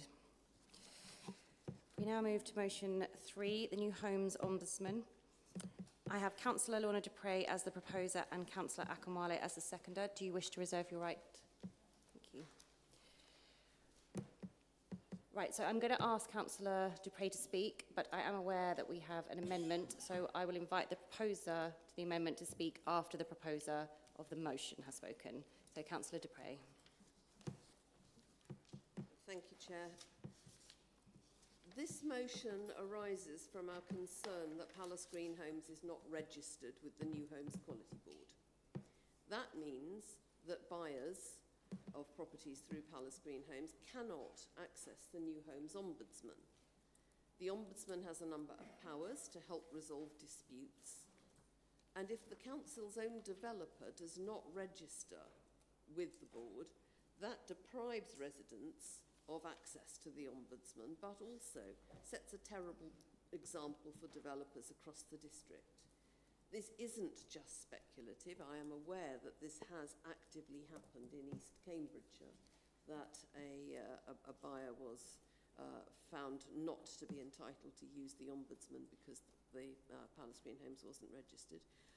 That's not a good thing going forward. I think we ought to be wanting to ensure that buyers of homes built in the district have the rights that only we can give them by registering with the New Homes Quality Board to be able to get issues resolved with their properties. And I urge the council, I'm aware of the amendment and I will speak to the amendment, but I urge this council to support this motion unamended.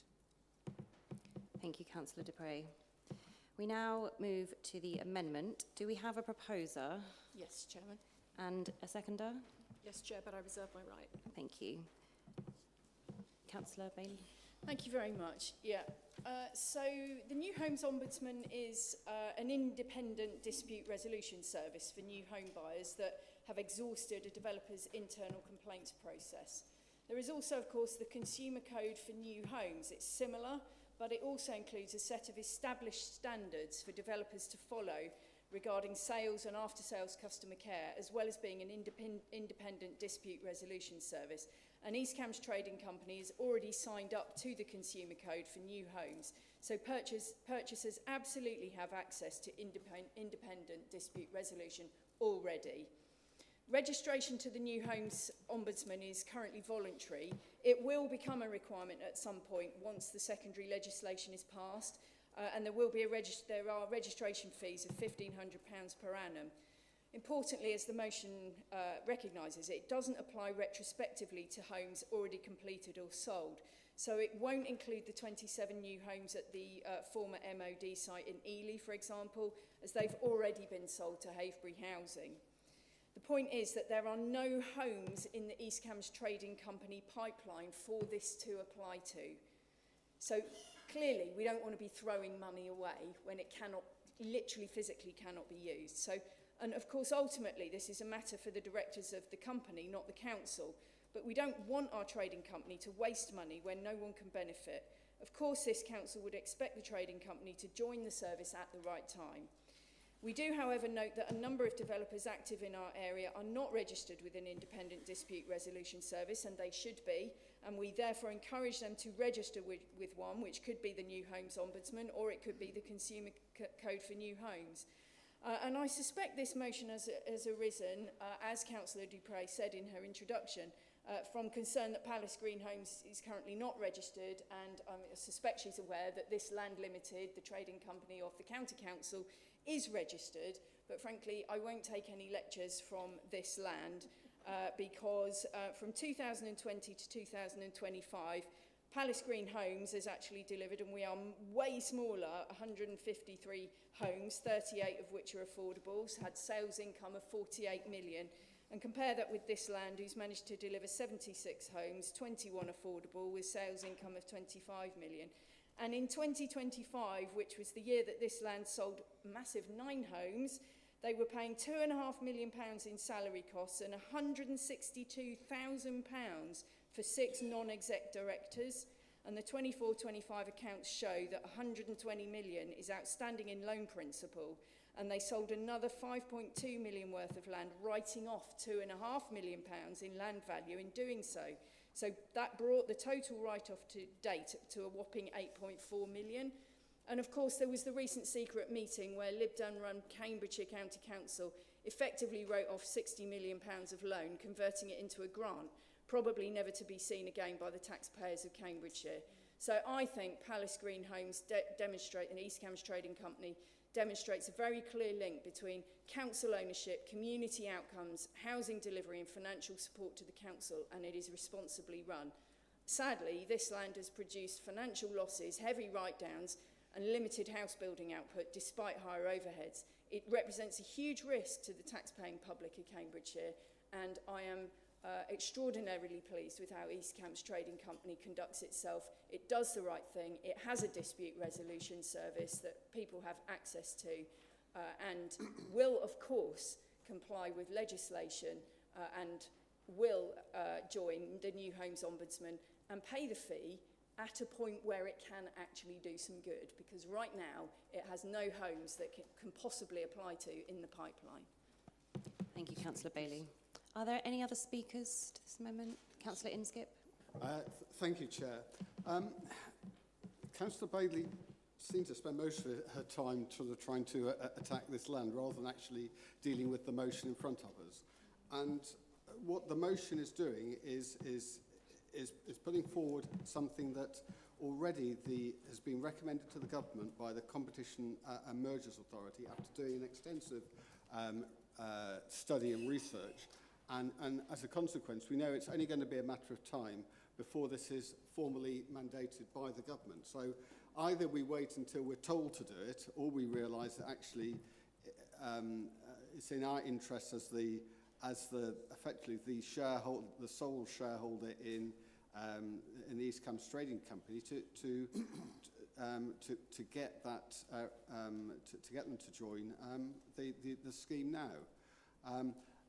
And there are some crucial differences. So the NHOS has got an ombudsman structure, whereas the Consumer Code has a less formal disputes resolution process. Again, the Consumer Code is less strong on the on things like pre-completion inspections, where that's explicitly given as a right to buyers under the NHQC. Similarly, the NHQC is stronger in terms of cooling off periods, disclosure costs, transparency. It sets explicit response times. None of that is in the Consumer Code. It can also require compensation and actions on the developer. Again, the Consumer Code is weaker. And then again, the NHQC requires more disclosure, tenure and charges. There's no doubt that it gives stronger protections than are available to people who purchase homes from developers who aren't registered. And surely we should be setting a good example as the shareholder of the East Trans Trading Company. We should be setting a good example and making sure that we're adopting the gold standard and not settling for bronze. Thank you. Councillor Akinwale. Thank you, Chair. As a buyer of a newer property myself a couple of years back, I know the small things that can quickly become big stresses. So a free independent ombudsman service provides residents with simple redress without requiring deep pockets. It is worth noting that it is not anti-developer, however, it is pro-quality and pro-confidence. Good builders already do the right thing, however, the ombudsman rewards best practice and resolves disputes early. For instance, it covers the entire journey from reservation to 2 years after completion, so classic issues like snagging lists, missed appointments, poor complaint handling can be kicked under the carpet. It also includes a structural warranty from years 3 to 10 to ensure protection from major defects such as those affecting the foundations, load-bearing walls, and roof structures. So by registering with the new Homes Quality Board and setting the quality code, we establish ourselves as a trustworthy market and raise standards across East Cambridgeshire. And that I believe that Palace Green Homes should lead by example, like Councillor Inskip has said, and register. And in addition, it's my opinion that the cost is minimal compared to the time and the goodwill that will be saved by early resolution and fewer escalations. And for the council, that means fewer casework headaches, greater transparency, and homes that truly meet the promises made at the time of sale. So I'm proud to second Councillor Lorna, and I believe it's a practical resident first step, and it builds trust, improves bidding quality, and encourages good developers to shine. Thank you. Thank you. Councillor Horgan. Thank you, Chair. I'd like to start by repaying the compliment to Councillor Dupre. There is much of the motion that I agree with. However, as did Councillor Dupre, further examination of the information to hand, we hear from Councillor Bailey that there are no homes in the pipeline for our developer, and when that situation changes, then we are reassured that the organisation will sign up. So that brings me to another word that I heard earlier this evening, because obviously asking someone to pay out money for a service which can't actually be used by anybody because there isn't any homes being built presently, I think the other word I heard earlier was premature. So I would invite Councillor Dupre to consider withdrawing this until such time as it is needed for homes that are going to be built. Thank you. Councillor Goodall. Thank you, Chair. Councillor Horgan's stolen a lot of what I was going to say. But I am confused. In the previous motion, we should wait, and yet in this motion, we should preempt. Why should we pay for something we're not getting? Thank you. Are there any other speakers? Could I ask a procedural question? Am I right in believing that I speak to sum up on the amendment? Yes, so you do. I won't Yeah. speak now. No. Yeah. Were there any other speakers before the seconder of the amendment? Councillor Huffer. I have very little to say on this, but except why is it in the company's interest to spend £1,500 when there's no benefit to any existing house owner? It baffles me. And surely this isn't the demands of the shareholder, but the demand to the company. The company makes this decision, not the shareholder. And I am confident that the directors of the company will absolutely sign up when the time is right, when the secondary legislation has passed, and they have houses that will benefit from the scheme. Everybody makes very good points. Having spent the last 3 years dealing with various difficulties with a local house builder, I know exactly how traumatic it can be on many levels. I don't believe any Palace Green home owner has had the same problems that some of my residents have had to deal with. But when the time is right and premature, the original motion is absolutely premature. I'm afraid that some of the members opposite are very good at spending taxpayers' money when it's not necessarily ready yet. Let's wait. Thank you, Councillor Huffer. Councillor Dupre. Thank you, Chair. The effect of this amendment is to negate the main proposal. The main purpose of the proposal was to ensure that Palace Green Homes and East Cambs Trading Company gave buyers of properties access to the Ombudsman, and the amendment just is a wrecking amendment, unfortunately, that strikes right through that. It's very surprising to me that it's been allowed for debate, therefore. The amendment responds to the call to join one scheme and give residents gold standard redress by saying that Palace Green Homes is already a member of an inferior scheme. The amendment from the administration says the Ombudsman is not on a statutory footing at the moment, but many developers are already registered and the service is dealing with cases. Is the leader really saying that we will only do things when the government makes us do them? Much of what... Sorry, 1 second, Councillor Bailey. Point of personal explanation? Can you confirm where you've been misquoted? Yes, the member opposite just alluded to the fact that she thought I had said that I forgot what she said now.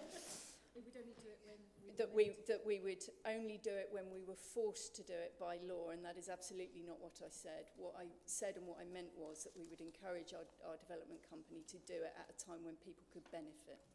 Thank you, Councillor Bailey. Councillor Dupre. I think my point is made that people are already benefiting from the Ombudsman service, and to wait until it's put on a statutory footing doesn't seem to me to be doing right by people who buy properties. Much of what Councillor Bailey has said about this land is irrelevant, though it is true that this land is registered and its buyers can benefit from the Ombudsman scheme, but I will take no lectures from the leader of this council on making decisions in secret. We all know that one of the biggest financial decisions this council has ever made was worked on in secret for 18 months before being presented to this council. It was hidden in the council's corporate plan, and it was, of course, the 13 million waste on the crematorium. On this land, we inherited a badly thought-out, high-risk company from the previous Conservative administration, and we have wrestled very, very hard to try to bring it into a form where it is not going to ruin the council. And I'm really proud of the hard work of my colleagues in getting us to that point.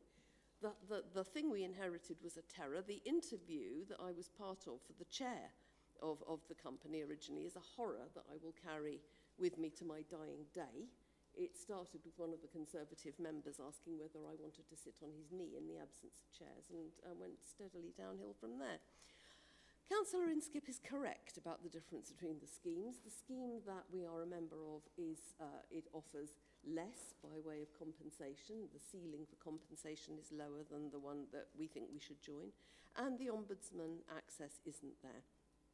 Councillor Akinwale has told us about the difficulties facing new buyers when things go wrong, and we believe that we, as a a council, as a responsible council, need to be making sure that we assist people in that situation and support them with products that we are responsible for. I would challenge Councillor Horgan, who says that this is premature. It's not premature. This system is in place. People are signing up to it. People are using it now. It's not speculative. It is up and working, and we believe we should be a part of it. As for Councillor Huffer talking about the shareholders versus the company, it has been my concern all the way along, and I have said it ever since East Cambs Trading Company was set up, that the intertwining of shareholders and the company and the council and officers and members as shareholders and members of this authority has been absolutely inextricable. And that is really bad governance, and I've said that all the way along. Finally, we should be leading the way, not following, not waiting for the government to put things on a statutory footing. We should be leading the way and providing customers with options for redress. I really urge people not to approve this amendment. Thank you. Thank you, Councillor Dupre. We now move to the vote on the amendment. All those in favour of the amendment, please raise your hand.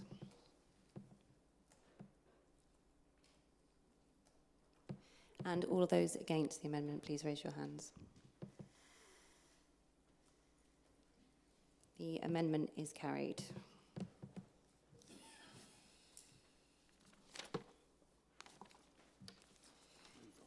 We now move on to motion 4, the Ely Junction capacity. Oh, have I missed a bit? We have to discuss the motion as amended, do we not? I'll just confer on that, please.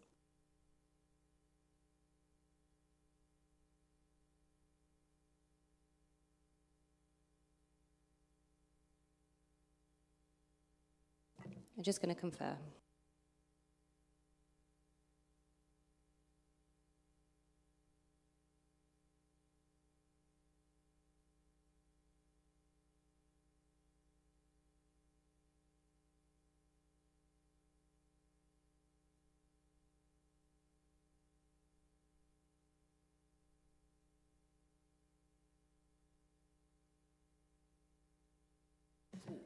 Would everyone be okay if we took a 10-minute comfort break at this point? Is everyone happy to do that? It is 5 to 8. Can I ask that we convene at 5 past or 8 o'clock? Is everyone 5 minutes enough for everyone?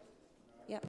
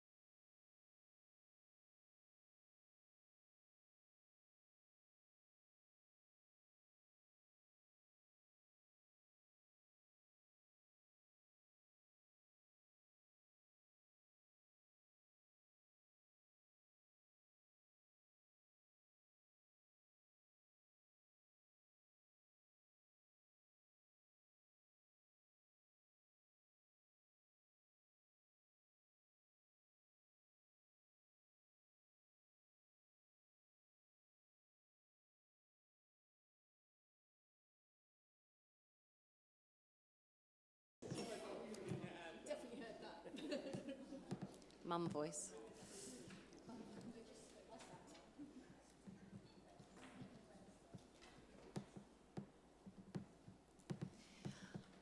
Thank you, and apologies that we're 5 minutes later than I said. I am just going to pass it on to the Chief Executive to lead us through this next section. Thank you, Chairman. We now have a substantive motion. This doesn't happen very often, and as usual with our constitution, many of the practicalities raise issues that are not clarified within the written constitution. What is clarified and what is clear from the constitution is, number one, we now have a substantive motion, and number two, and whilst it is mute on this point in relation to a motion under Procedure Rule 10, you have the ability to amend that substantive motion. Clearly, matters need to be clarified, and we will be providing a report to the next council on this matter. So with this bearing this mind, and having a request from the chair that if members wish to take the opportunity to speak, as if it was a debate under a previous motion, I think the chairman would, given the time, would discourage members from repeating the points they've reasonably made. So to be very clear, the chair will be inviting again the proposer of the original motion, and we'll go through the normal procedures of debate, but with the caveat that we've been through the debate for the amendment. Is that relatively clear? Councillor Dupre. Chair, can I ask a procedural question again? Who sums up? The summing up of, because we are now in a substantive motion, my view, and again this is silent on that, that right to sum up must lie with the proposer of the substantive motion. So I won't speak now, I'll sum up. You can speak now and sum up as you would in a motion. Thank you. Sorry to be awkward. My understanding is that last statement is incorrect, and the reason I say that is this is now the substantive motion. This proposer was not Councillor Dupre. Chairman. I'm quite happy for the Councillor Dupre to speak to it, but I don't think you're procedurally correct. I think the Constitution is silent on this matter, and therefore I think we will afford the view, and I'm sorry Councillor Goldsack disagrees, but I'm very clear that we need procedural advice and some matters on this. But I think for the purposes of moving things ahead, given we have enough business, and given that Councillor Dupre seemed to indicate that she would just speak as a matter of summing up, I think we can move forward. But I do take Councillor Goldsack's point. Thank you.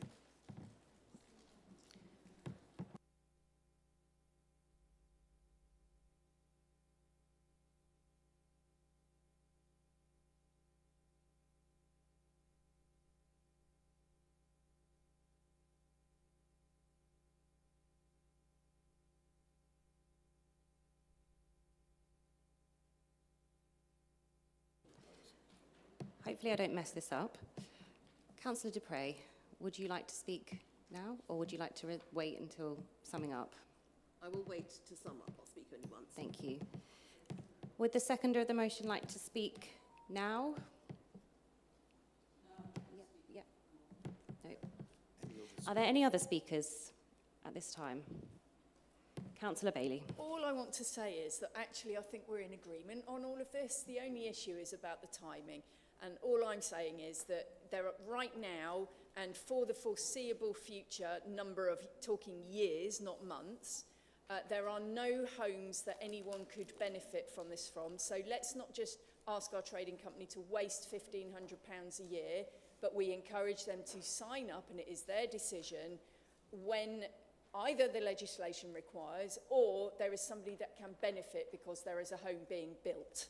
And that is the encouragement that we send to the trading company. That surely satisfies everybody, and the second part, that we encourage others to do so. Are there any other speakers? Councillor Trapp. Do you mind if I sit down? Please I'm a long do, way from please my do. Just to mention, I thought £1,500. I was actually amazed how cheap that was. I thought it's more in the thousands. 1,500 is nothing, and it is actually a sign of saying security, of being able to say we are a good company and we know we will deliver the houses that people want and to a high standard. Thank you. Any other speakers? Councillor Dupre. Thank you. I will say this only once, as they say. So I'm clearly disappointed by the amendment, but that is water under the bridge. I think the important thing is, and I'm glad we are in agreement, that developers across the piece should be encouraged to sign up to a good standard of scheme that gives their customers redress. And I cannot therefore vote against this motion because that's what it says. I do, however, think that applies to our own company, and I hope that we will consider that because it is an important benefit to people. My other point in closing is that we've had quite a complicated discussion tonight about the Constitution, and I remain concerned that there is no standing place in this council's scheme of committees and so on where constitutional matters sit. Every time we want to look at the Constitution, we have to convene from scratch a task and finish Constitution working group. And that doesn't seem to me a sensible way to go about things, and I think it might be very beneficial to consider whether or not we have a committee with some sort of standing responsibility so that we can do amends as we go, tighten things up once we see in practice that they might be able to work better, that the Constitution might be more clearly worded or whatever it is. And I hope that that point will be taken away out of this debate because I think it would help us along the way. Thank you, Councillor Dupre. We now move to the vote on the substantive motion. Goodness. All those in favour, please raise their hand.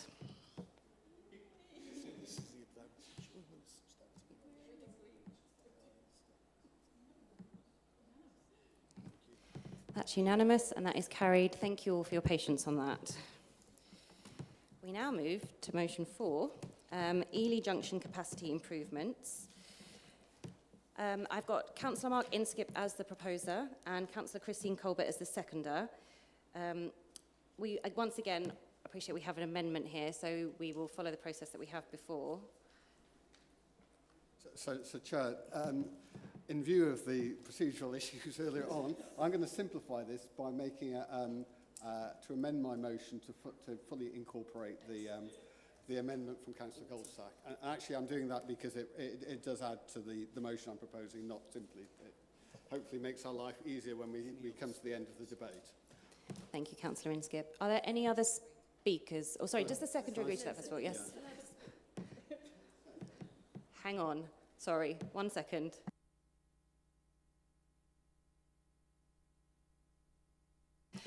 Does the seconder wish to reserve their right to speak? And are there any other speakers before that? Sorry, Councillor Vellacott. I need to move the motion. Yes. Sorry. We're going to go back again. Councillor Inskip. Thank you, Chair. So the motion I'm proposing this evening calls on the government to release funds for the planning of the Ely area capacity enhancement, and we're calling for a rapid departmental review of the scheme and its benefits to be presented to the Treasury. And as part of that, listening to the concerns we have from stakeholders, businesses, our local MP, to not see any further delay and the council as well, to the scheme. So I think most people in the council chamber tonight are familiar with the scheme, but I think it's worth talking a little bit about it for those who are residents who are watching the debate. So the Ely Area Capacity Enhancement Programme, it's a proposal from Network Rail to upgrade the railway through the Ely area. So that includes changes to the junctions, tracks, signalling and so on, to provide more capacity both for passenger and for freight trains. So with the upgrades, the off-peak capacity through Ely would increase from 6.5 trains an hour to 10 trains an hour. With all schemes such as this, there's a calculation done to look at the benefit cost ratio. This scheme on that metric is outstanding. So the scheme is expected to return nearly £5, £4.89 for every £1 invested. You'll struggle to find many infrastructure projects that show such good value for money. It is an expensive scheme. It's around about £500 million. I think the last costing was in 2020. It was a little bit below that. We know construction costs are rising, but it does have major benefits. As you say, I quoted that investment return figure. It would allow something like 277,000 extra passenger journeys. It would allow additional freight paths, particularly on the freight route, particularly as Councillor Goldsack will know from Soham, with the container traffic and freight from Felixstowe up to the Midlands and the north.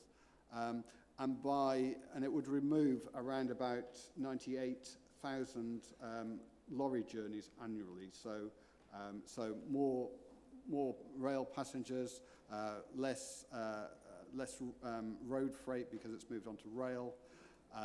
It should then reduce congestion, and also it will have a very positive impact in terms of reduction in carbon emissions because of the move to rail. So it has so many benefits going forward. We know that Ely is a bottleneck at the moment with that limit of 6.5 trains per hour. It restricts both the freight movements and passenger movements. Passenger demand is growing year after year, and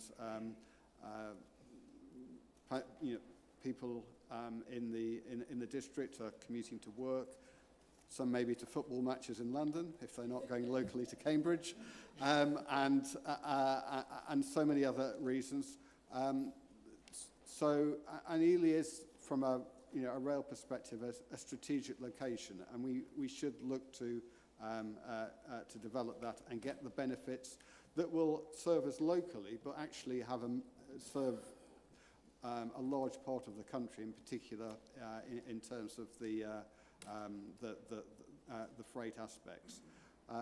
So I probably won't, given the lateness of the hour, I won't say much more. I just say that this has been around, this proposal has been around for over a decade. Successive governments haven't supported the scheme. Ely is a vital junction. It's not just another rail project. It's a lever for economic growth, environmental sustainability, freight efficiency, social mobility, and it's supported by a really good economic justification. And so on that grounds, I'm happy to commend the motion, and I'm very happy to include the amendment from Councillor Goldsack. I think that builds on the case that I was wanting to bring to the council. Thank you. Councillor Vellacott. Thank you, Chair. Yeah, I shall be brief. I'm delighted to once again support Councillor Inskip. He doesn't always seem to like it when we agree, but actually we often than not we do, and his attention to detail on this is incredible. His motion addressed the essential issue. I welcome the specific actions that Councillor Goldsack put forward, and it's great to be able to work across the chamber on this one. As Councillor Inskip notes, the return on investment on Ely Junction is massive. As noted in the report, it's £4.89 on every pound on average.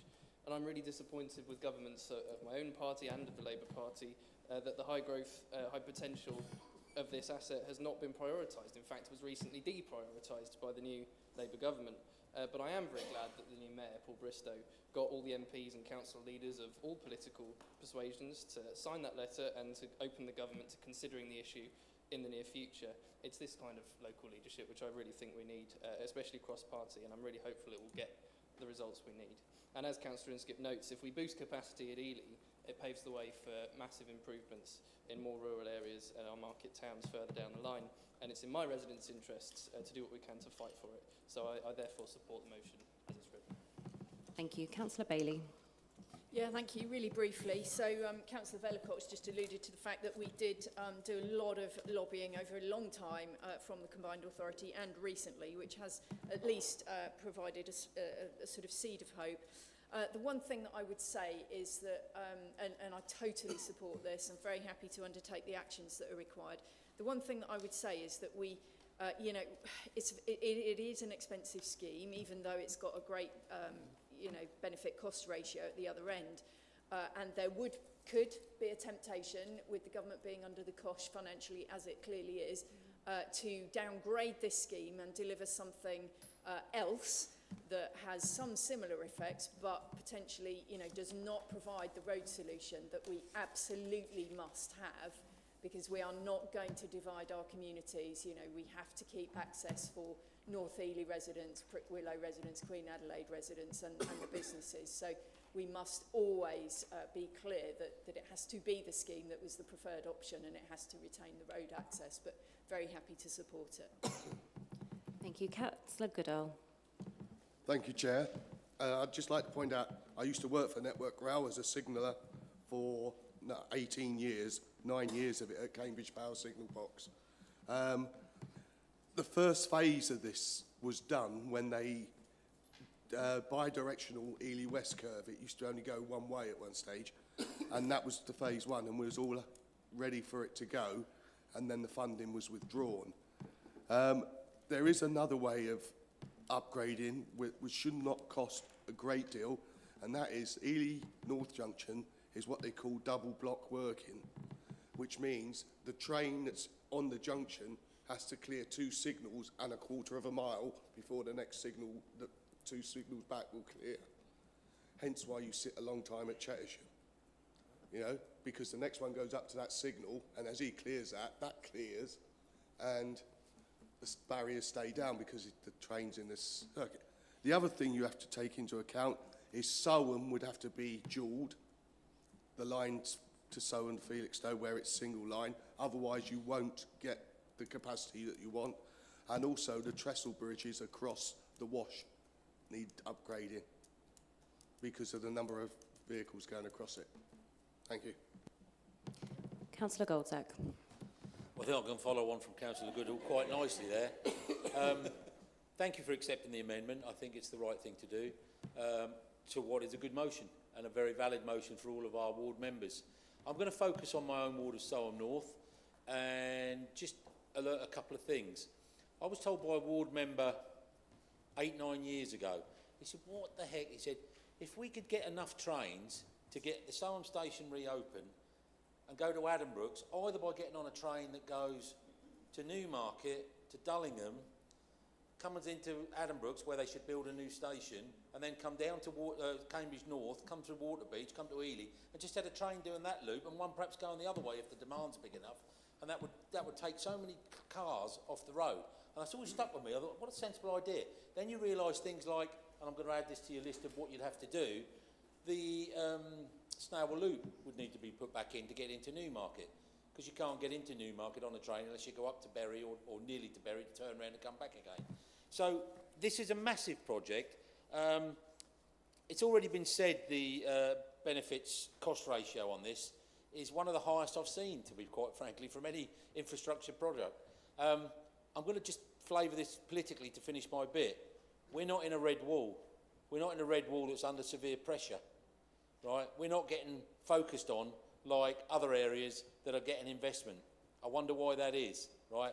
Because our ruling government at this moment in time realise that they're third, if not fourth, in most of the polls around here for whatever political thing is standing. So we've got to make the noise, we've got to support this, and that's why I added the bits that I did, and actually they can go further. And I very much hope that our local MP and other local MPs picks this up and champions it as well. So thank you very much. Councillor Goldsack. Just, sorry, before we move to Councillor Sharp, would everyone like the air conditioning off now? Yep, okay, we'll just, thank you. Councillor Sharp. Thank you. Thank you, Chair. I really do support this, and I thank Councillor Inskip and Councillor Goldsack for bringing it. And I just wanted to mention 2 things that have partly been mentioned. But last year in the press, there was a photograph of the world's biggest container ship, which had 24,000 containers is what it can hold, and that docked at Felixstowe. So that's the thing, you know, that's the number that's coming through. And on a personal point of view, I live right on Cambridge Road coming through out of Newmarket, and at the moment the A14 east of Newmarket is doing overnight works from 9 in the evening till 6 in the morning, so westbound, and the number of trucks that are literally going straight... Councillor Sharp, can you just get closer to the microphone, please? I'll sit down. The number of trucks that are coming past the house is a example of how much we need to get this going. You know, because most of those trucks are coming through Cambridgeshire, going to the north or the Midlands. They're not coming to Cambridgeshire. So I totally support this. Thank you. Are there any other speakers? Councillor Lay. Yes, I will back what Councillor Sharp has just said. Do you know the A14 is blocked most mornings? Basically because, one, there is too much traffic. Two, the lorries are driven by people who don't know all the rules, and they run into trouble on a daily basis. Do you know, talking about numbers of lorries that we can take off the road, the real number is that we can take half of them off the road. We would only have half the number of lorries on the road because right at this moment in time we have 1/3 of all those container lorries coming into Felixstowe being picked up, put onto the railway, and we could take the other half, leaving 1/3 on the road. So this is critical. This is critical to keep things flowing. We just, you know, living over this side in Ely, I don't think you realise just how often the roads are blocked in and around Newmarket, and the lorries are trying to find a way through the villages and through the main street in Newmarket. It's something that needs to be done, so I support it. Thank you, Councillor Lay. Councillor Dupree. Thank you. I wasn't intending to speak, but I just want to say very briefly that although our Member of Parliament is not in this chamber tonight, she has been watching us from her sick bed, and she wants to reassure everybody that she has been actively promoting and speaking up about this very issue, and she is as keen as anybody to get this unblocked and to get improvements in rail happening.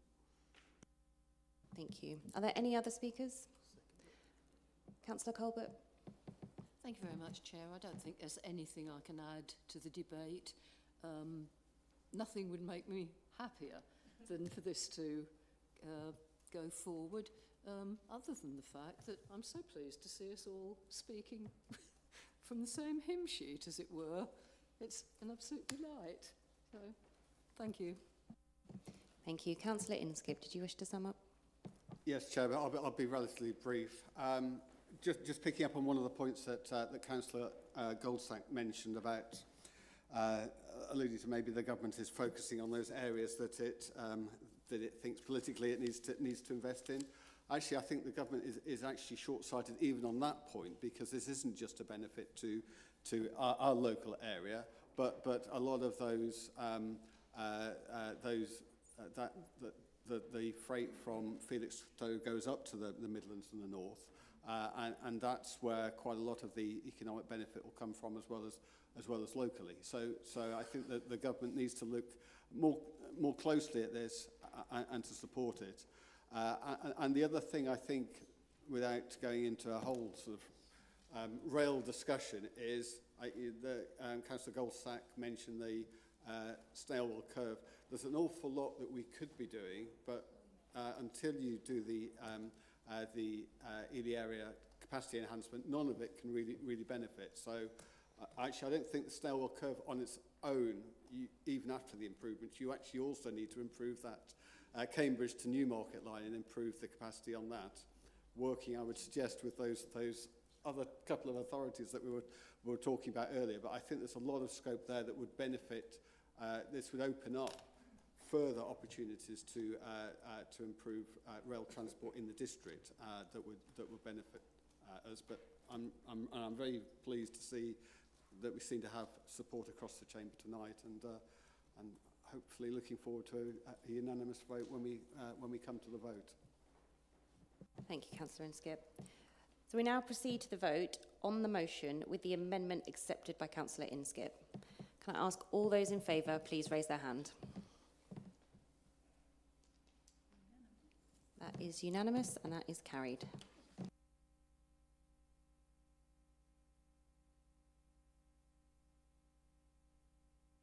We now move on to agenda item 8, which is questions from members. We've received 2 questions from members. I've got Councillor Lay. Would you like to ask your question first? Thank you very much, Chair. I just want to put a framework around my question. I sit on planning.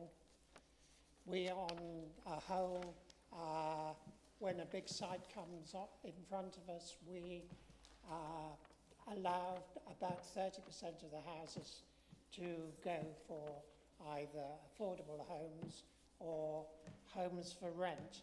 And I just feel that I wanted some reassurance that I don't have. So I've asked 3 questions. How many affordable homes for rent have we completed in East Cambs District Council in the last year? How many homes for rent have gone to, and I think last time I looked, there was about 1,000 people on the housing register.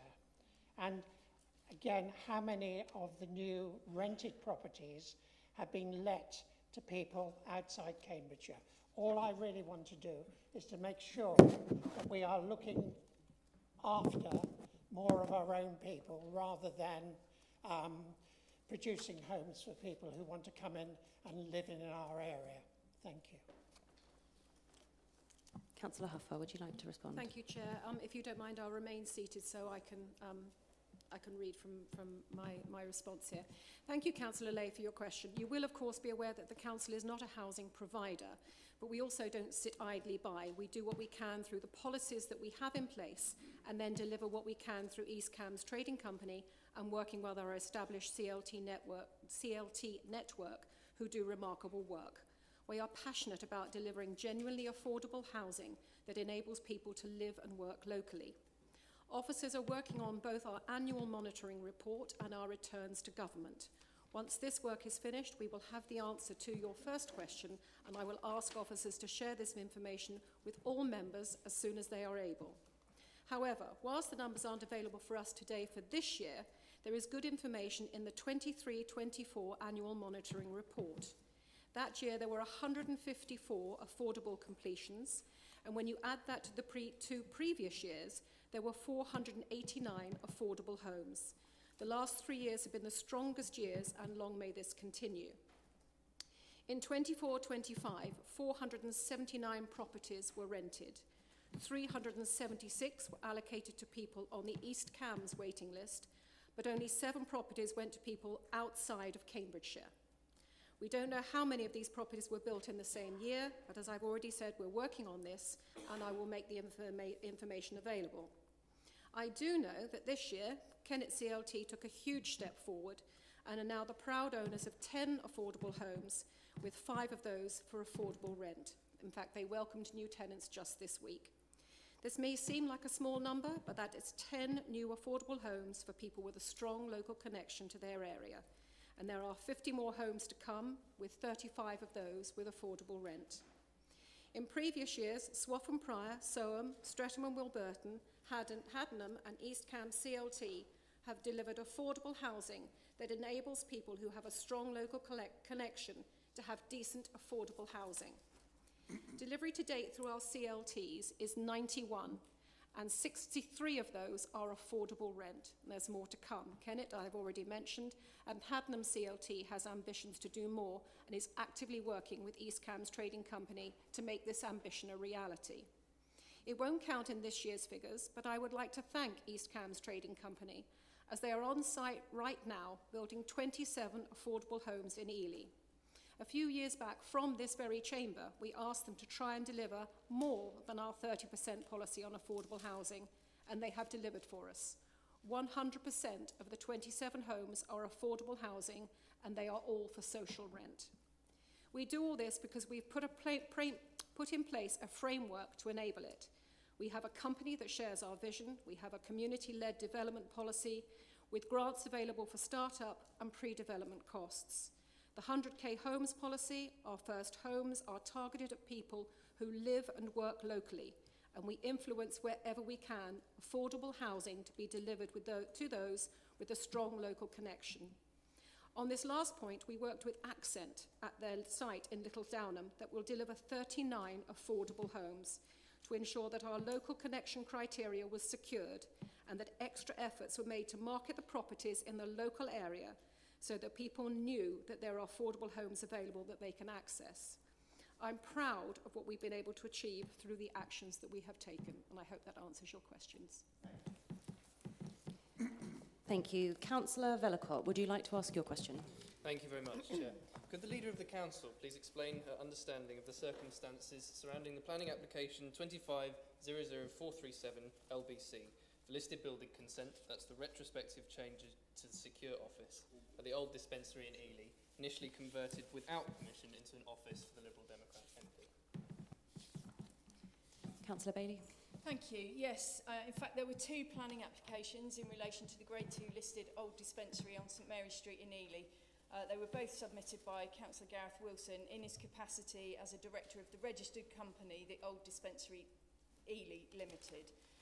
One application sought permission for listed building consent, the other was for change of use away from community use to change it as a secure office accommodation for our MP, Charlotte Kay. Both applications were retrospective as the works had already taken place, which was in breach of planning law, and this was confirmed by the planning officer's report, which stated that the 19th century Gothic style building lacked both consent for alterations and any approved change of use, and that the conversion was unlawful. Councillor Wilson has served for many years on the planning committee, and it is surprising, I do feel he ought to have been aware of the need for planning permission. Obviously, planning laws exist to protect our communities and our heritage, and it is very surprising that works were carried out in breach of planning law. The public have also rightly questioned why Councillor Wilson was removed by Councillor Dupre from his long-standing position on the planning committee in May this year. The applications were heard by the planning committee in July and indeed were granted retrospective permission, so the position has now been regularised. Councillor Wilson's fellow company directors are in fact his wife, former East Cambs District Councillor Pauline Wilson, and Mr David Wright, who's the partner of Councillor Lorna Dupre, leader of the Liberal Democrat group and deputy leader of Cambridgeshire County Council. And of course they do all stand to profit from rental income paid from Westminster by taxpayers, which does raise questions of ethics, transparency and accountability, given the issues that occurred with change of use to the building without planning permission, I think. So, you know, it wasn't a great look and a great start for the new accommodation for our MP, but, you know, we wish them the best in it. Thank you. We now move to agenda item 9. This is asking for the Council to approve the Treasury Operations Annual Performance Review for 2024 to 25 from the Finance and Assets Committee on the 26th of June 2025 as set out in the agenda. Do I have a proposer? Yes, Councillor Sharp. And a seconder? Happy to second, Chair. And do you reserve your rights? Councillor Sharp, would you like to start and to say a few words as the Chair of Finance and Assets? Thank you, Chair. I'll say a few words and be very brief. We did discuss this at the Finance and Assets Committee back in June, and I think it went through unanimously from members at that committee. I'd just like to place on record my thanks for the author of this, of the work on this, which is Ian Smith, who was our Section 151 officer, and hopefully he's starting to enjoy his well-earned retirement. I would hope all members agree that we place on record our thanks to Ian for the work that he's done on this. Thank you. Do I have any other speakers to this? Did you wish to? No? Councillor Sharp, did you wish to say anything else? No, nothing else, Chair. No. We move to the vote. All those in favour, please raise their hands. Mercifully brief. And are there any against? No. That is unanimous, and we move on. Agenda item 10 is asking for the council to endorse the appointment of Mr. Jude Anthony as the council section 151 officer as set out in the report. Can I ask Nicole Pima, would you like to present the report as the HR manager, please?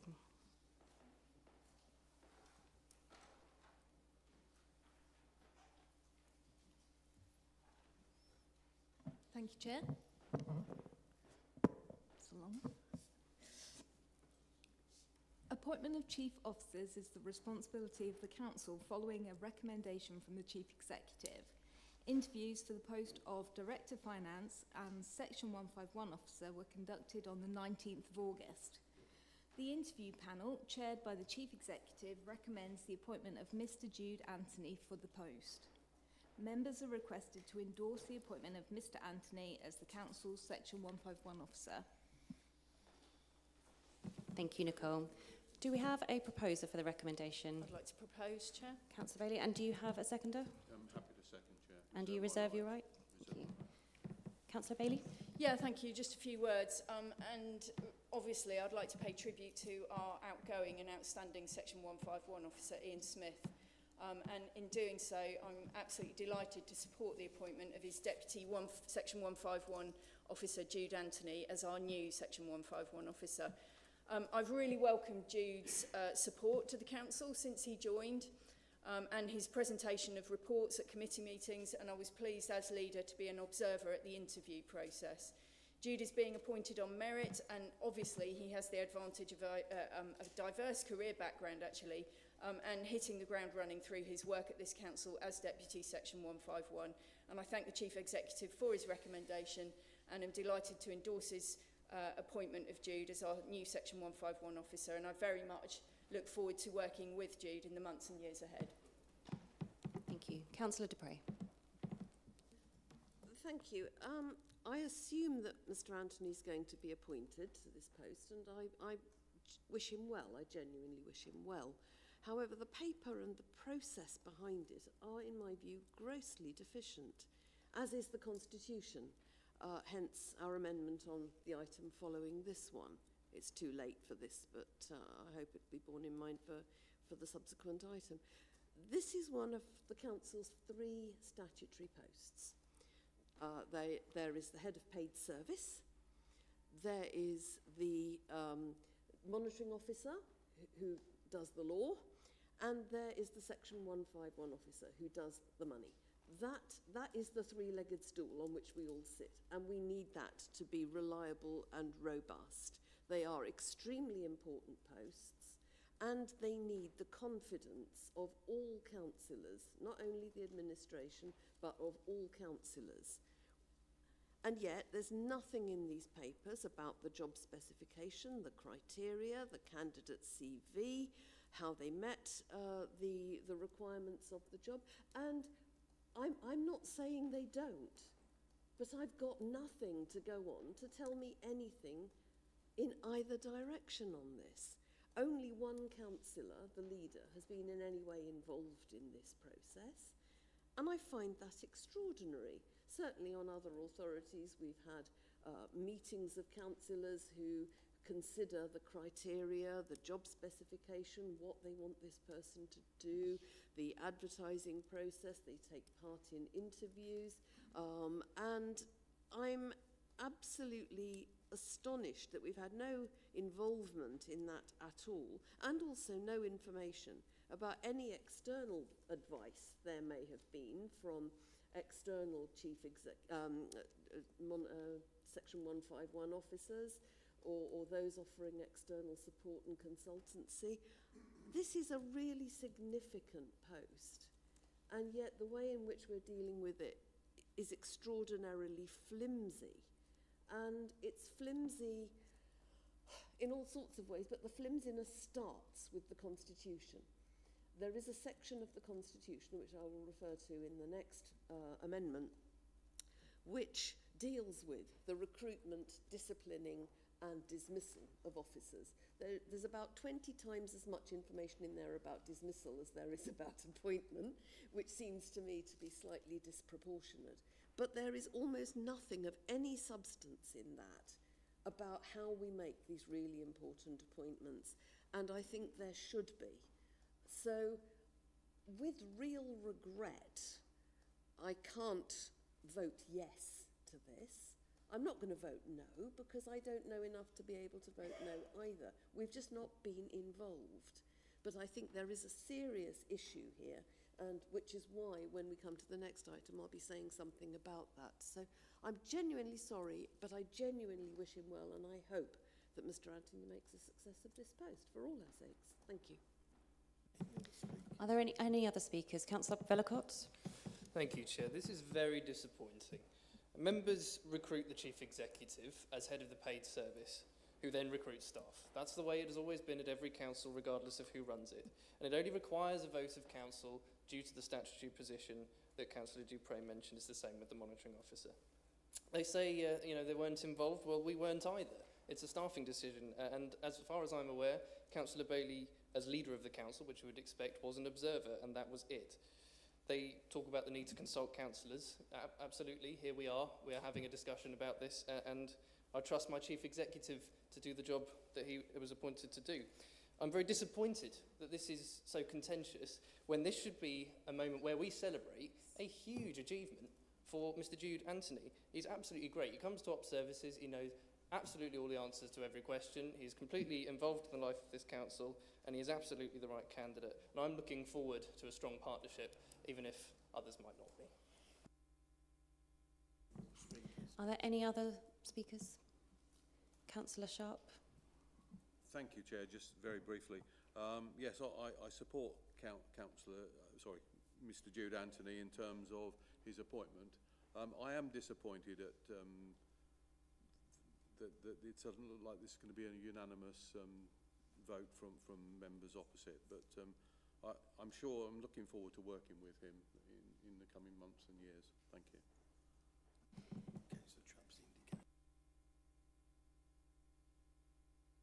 Councillor Trapp, did you have something you wanted to add?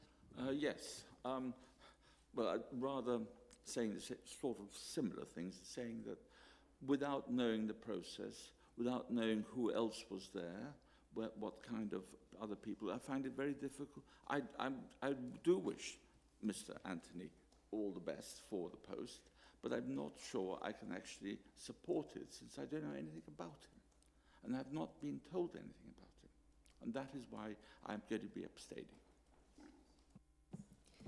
Councillor Bailey. Sorry, apologies. Other people raising their hands there. Was it Councillor Miller first? Just a couple of reflections on some of the things that have been said. In respect of the CV, of course, the GDPR would prohibit the publication of that, and so if that were to be circulated, it would have to be circulated in amongst ourselves. It would have to be done in exempt session. On external advice, as I understand it, we make our own appointments, and so far as I know, it is not common practice to involve external parties, particularly when they have no dog in the game, in as much as they're impartial, but it also means that they don't have any particular motivation to, quotes, get it right. As for the job description, if this hasn't changed, I see no particular need to republish it. And finally, I don't believe that we're here to second guess the recommendation, and at the risk of the implications, why have a dog and bark yourself? So, of course, I have not, I don't know anything about this gentleman, but what I have heard, he sounds like an excellent candidate. I look forward to working with him, and I'm happy to support the motion on the grounds that I trust the officers and the process that led to his appointment. Thank you. Can I just say, we don't usually allow, after the seconder has spoken, for other members to speak, but we allowed Councillor Trapp. Is there anyone else, if they want to indicate now, that wanted to speak? Councillor Goodall? No? Is that everybody's? No. Withdrawn? Okay. Thank you. Councillor Bailey? Nothing further to add? We now move to the vote. Can I ask that all those in favour please raise their hand?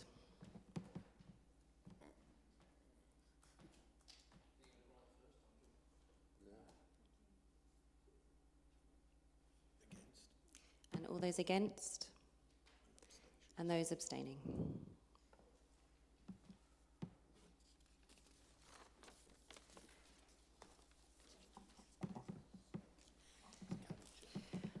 That motion is carried. We now move on to agenda item 11. This is asking for the council to establish an appointments panel for the chief executive as set out on the report. Can I ask Nicole Pima again, would you like to present the report to the HR manager?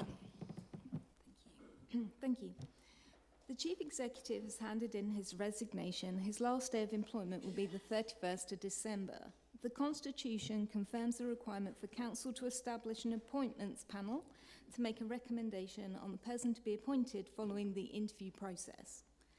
The Constitution does not prescribe the composition of the panel, so this is a decision for Council. However, a recommended makeup is set out in 2.1.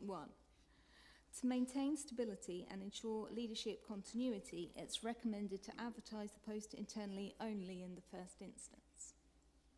Thank you. Thank you. Can I have a proposer? Happy to propose, Chair. For the recommendation, and a seconder? Happy to second, Chair, and reserve my right. Sorry, Shelley. And once again, I am aware that there is an amendment, but we will move to the proposer to speak first. Thank you. Yes, just very few words. Obviously, there will be the right time for this, but it goes without saying how hugely grateful we are to the outgoing Chief Executive. I think one of the longest serving members of this council, officers of this council. Clearly, he's going to leave a huge hole after so many years of such dedicated and expert service, and a huge thank you, John, for all your hard work and leaving the council in the best possible shape that you really could. You will leave a huge legacy. But times move on, and even long-standing chief executives have to retire at some point. So we will let you retire. And the recommendations before us are absolutely in compliance with our constitution, and it is a matter for council to arrange for the appointments panel, and so I would like to move the recommendations as in the order paper.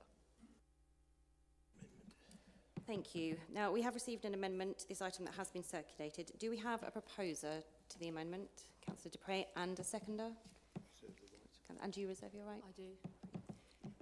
Councillor Dupre, did you wish to speak? Yes, indeed. The previous debate that we've had has shown up, I believe, the deficiency of the Council's constitution. So whether or not this process is in compliance with the constitution is irrelevant if the constitution itself is in need of a significant overhaul. We've seen, in my view, a suboptimal process for the appointment of a finance director, which is no comment on the individual concerned, it's about the process, and I don't want to see a repeat of that. I'm therefore proposing that we carry out an urgent review of the relevant section of the Constitution. We don't have a committee responsible for that, or even a standing subcommittee. So the process we would need to follow would be to set up a task and finish working party. This would make recommendations to a special council meeting given the urgency of the situation. And we also propose that we should not proceed until we have a robust process to use. If we're not ready at that stage until the position actually falls vacant, then we need to appoint an interim until we are ready. But the recommendation as it stands suggests that the post holder could be permanent, and to appoint, to choose only from among internal candidates to a post that could become permanent seems to me too narrow a pool. I'd remind people that the bottom of the salary scale for this post is £135,000 a year. That's a significant person doing a significant job of work, and we need to treat this significant appointment very seriously. I would point out that what we are being asked to do in the motion is to set up a panel with absolutely no clarity about what the job of that panel is. Is that the job of that panel simply to interview 2 or 3 internal applicants? Or is it to be involved earlier in the process at looking at the criteria, looking at the job specification, all the things we didn't have for the finance director? is it that panel's job to get involved at that early stage? The recommendation here doesn't tell us anything about that, and neither does the Constitution, and that is my point. That's why I'm moving this amendment, so that we can check the process and make sure it really is fit for the job that we have to do in appointing a chief executive. Thank you. Thank you. Do we have any other speakers on the amendment? Councillor Vellacott. Thank you, Chair. Yeah, as Councillor Bailey says, I know that the time will come for this, but John has been here longer than I have been here. So I thank him very, very warmly indeed for his devoted service. We've put forward both leaders of the groups and the Chair of Council for this appointments panel, and that is entirely fair. We have just had a constitutional review working party. I believe Councillor Dupre was on it. We do not need to waste our time with further amendments to the Constitution when the section she wishes to consider has been considered and judged appropriate. This amendment would likely cost thousands upon thousands, and we need to act properly and quickly given the situation we now face. I would just remind members opposite, the Conservatives won the election in 2023, 15-13. It is right that the administration residents chose has the deciding position on who will run the operations of the council. Residents elected it to govern, even though the position is, of course, politically neutral. Councillor Inskip. Thank you, Chair. Without rehashing the previous debate, after Councillor Vellacott told us all that members' panels are involved in appointment of 151 officers, I managed to find Woking, Tonbridge and Morley, Crawley, Bromsgrove, Harrow, Plymouth, with the list I've got so far of authorities that do have member panels in their constitution for appointment of 151 officers. I do think it's important that we, when we have this debate, we are cognizant of how other authorities go through this appointment process. When I first time around as a councillor in my 20s, some time ago, I was involved in the process of recruiting a chief executive. So I've been through that process. I understand how that can work, and it's very different to what was set out here. So without going through all of the gory details, there was a member. The first thing that the process we did once a member panel was appointed was to have an external consultant. So we used Solus as the experts and chief executives. So that's the chief executive's organisation. We had somebody who came in initially to take us through the decisions between internal or external recruitment, that took us through and got the panel to review and agree the job specification, because there had been significant changes to the council since the previous chief executive had been appointed. The process then of appointment, we continue to have that expert advice on hand, and it didn't just involve recruitment and interview panels, but there are assessment centres that were, again, was best practice at the time, and this was a long time ago. I'm sure that has improved since then. None of that is in our constitution. Most of that is missing from the proposal we have before us, and that's why I think we should, given this is the chief officer for the authority, and it is a position that commands quite a significant salary, we should make sure that we're doing this appointment in the best way, and we should and therefore go along with the proposals that are in this amendment to get the right process and to make the right decision, and to have a gold standard in the way that we do recruitment, rather than having a quick and scheme that we haven't thought through and reviewed comprehensively. Thank you. Councillor Trapp. Thank you very much. Councillor Vellacott mentioned the working party on the Constitution, which occurred about 1.5 years ago. I was on that working group, and we were not looking at the whole Constitution. We were looking at very small elements of it. It's a huge Constitution. I think it was about that many pages. But we were looking at and the chief executive will recall, because he was on that panel, I think, as well. Or not? No, you suggested it, that's right. And it was actually working very well. And recommendations were sent to council, and they were sort of slightly changed when they came to council. And I think this is a very important post. I mean, when I was at the Open University, I was interviewing about 30, 40 people a year, and for much less salary. And there were quite strict things about what we should do. We devised our own programs, robust ones, and we had to actually follow procedure. And we had the very procedure about who we could appoint, how we would appoint them, and make the decisions. So I just find this, for that kind of post, to be just flimsy. It is just not there at all. I'm surprised that anyone has actually asked us to vote on this kind of thing. Thank you. Do we have any other speakers? Councillor Goldsack. Thank you, Chair. Just a quick insight onto this. We're talking about appointing a CEO for a current district council that's facing LGR, right? So, permanent or not, the longevity of the job is in question. I think everybody would agree. Right, so I think there is an urgent need because of the percentage of time that would wait. However, I have some sympathy to the alternative amendment here, in as much as I do think that we could have a rethink, genuine rethink, about the Constitution and elements of it on an ongoing basis. Now, that said, I think that is devoid of this task that's at hand at this moment in time.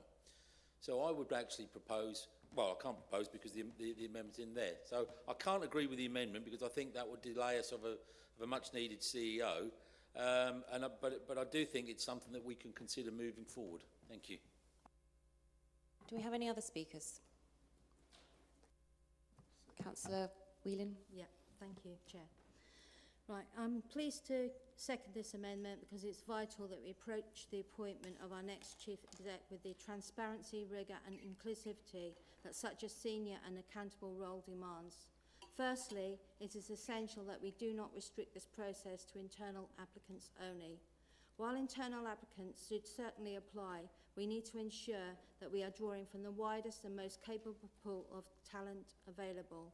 Limiting the recruitment to inside the council risks missing out on the highly qualified, experienced individuals who could bring fresh perspectives and vital skills aligned with the strategic vision we, as a full council, should set. This role is accountable to all councillors, not just a few. Therefore, it is only right that a range of councillors are involved in the interview and selection process. The idea that a panel representing our diverse political composition can meet and interview candidates is not only fair, it reflects best practice.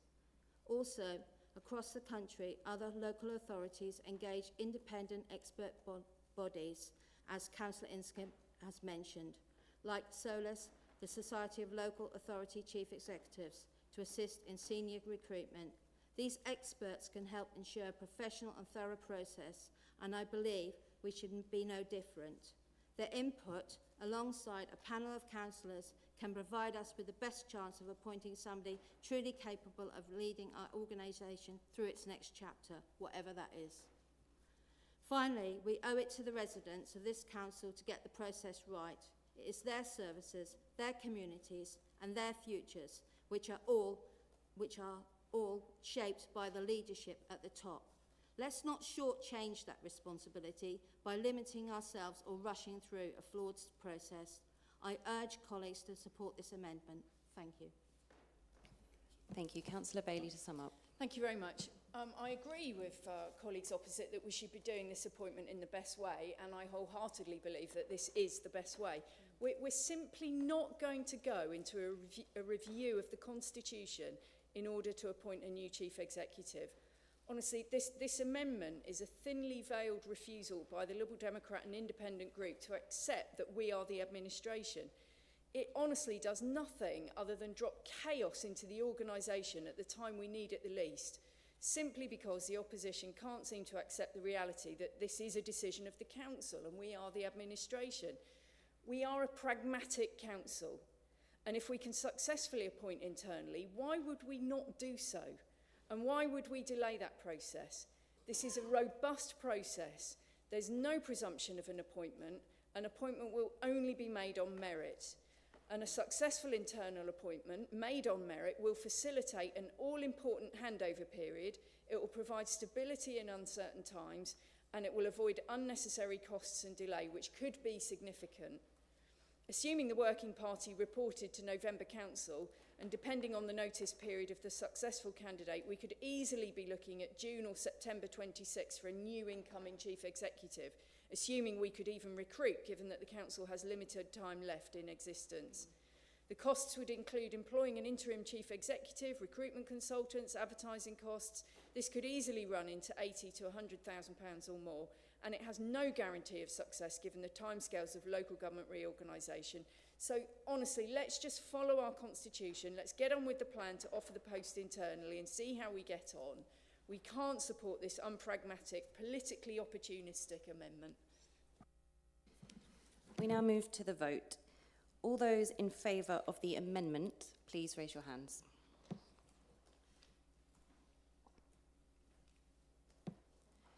And all those against the amendment, please raise your hands. The amendment is lost. We are now back to the motion. Do we have any speakers to the original motion? Councillor Dupre. Councillor Dupre. Right, okay. I've already spoken about the importance of this appointment and the need to get it right. I realise, of course I realise, that it's a bad time to recruit any sort of chief executive, let alone the right one, when local government reorganisation is freezing people in post because of the uncertainty of what's going on. Of course I realise that, but this is an important post, and it is entirely possible, and I say this because I genuinely believe it, it is entirely possible that even at this stage the government could say about local reorganisation, thank you very much everybody for all of the responses you've given us, but we're going to stick this in a drawer and we'll return to it in 4 or 5 years' time and see how we get on. That is entirely possible, and if that happens, you will have boxed yourself in by having a narrow pool of selection, not putting it out to general advertisement, but appointing very narrowly within the organisation and making that position permanent. That's really boxing this authority in if that happens. I also think that there are some fundamental things missing here. I mean, there's a note on this to say that the equality impact assessment, no. What is the equality implication of restricting the pool of people that you are prepared to allow to apply for this post to literally a very small well, sorry, not literally, because I don't intend to handle them, but you know what I mean, a really tiny number of people. What is the equality impact of that? There must be one, and to not even recognise that seems to me to be extraordinarily short-sighted. I challenge people, even now that we've disposed of the amendment, to tell me what the remit of this panel is going to be. When I put the amendment together, I was told by the monitoring officer, rightly, that I needed to specify the composition and the remit and the workings of the Constitution Review Working Party that I was proposing to set up.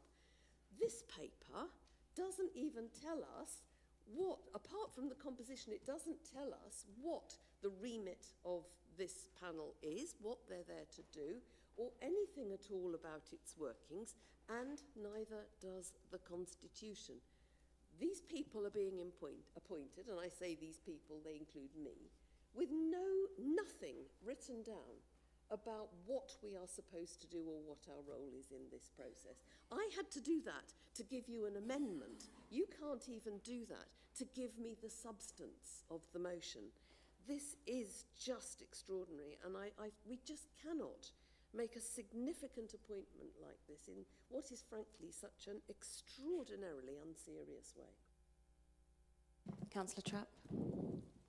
Hello, I seem to be speaking quite a lot today, or this evening. I'm sorry about that. I don't know why everyone's saying, oh, well, this chief executive will only last for a few years, or a couple of years only. It may be, if we actually appoint the right chief executive, it may be the new chief executive of the unitary council to which we will belong, whether it's option A, B, C, D, or whatever. So I think that I must say, when I read it about an internal-only basis, I just found that absolutely laughable. To have restricted to what is in-house only, and if there's anyone good enough in there, and I'm sure there is, then they will be shown up when they'll be shown to be the best when they actually compete and against other from other external candidates. So to restrict it is actually, I think, just terrible. And I'm actually quite appalled by what Councillor Bailey was saying, that it is a pragmatic choice. We've got to get it done quickly. Let's get on with it. Let's just get on with whatever we've got here and just smooth someone in just to keep the thing going. We need someone with vision and to follow John Hill. We need someone with the vision and competence that we should have. And I think we ought to be actually making sure that we have external advertisement. I cannot support this. Are there any other speakers? Councillor Colbert. Thank you, Chair. I just think that it's only fair to the future, to the person who's appointed to be able to demonstrate that they have gone through a fair and proper approval process. Excuse me.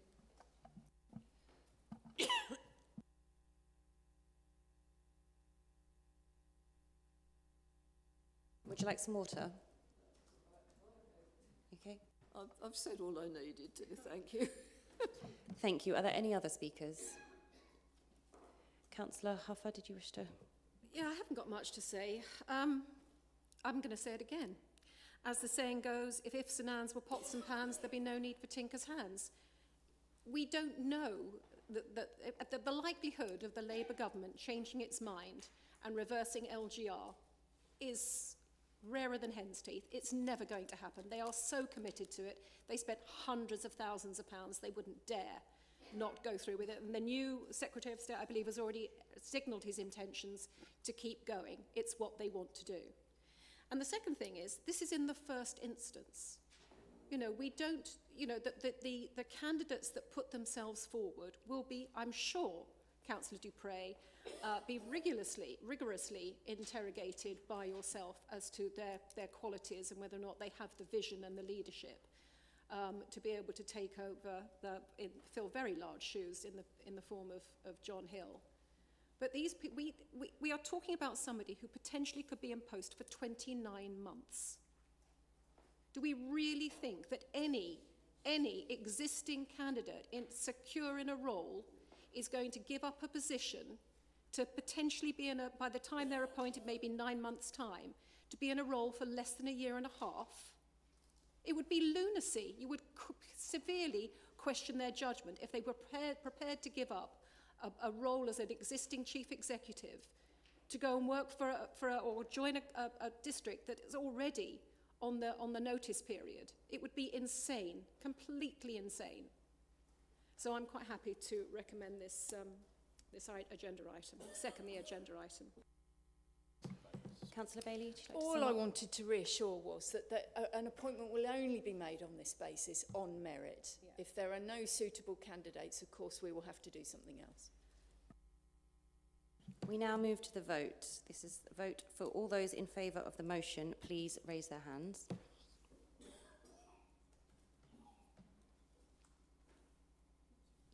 And all those against?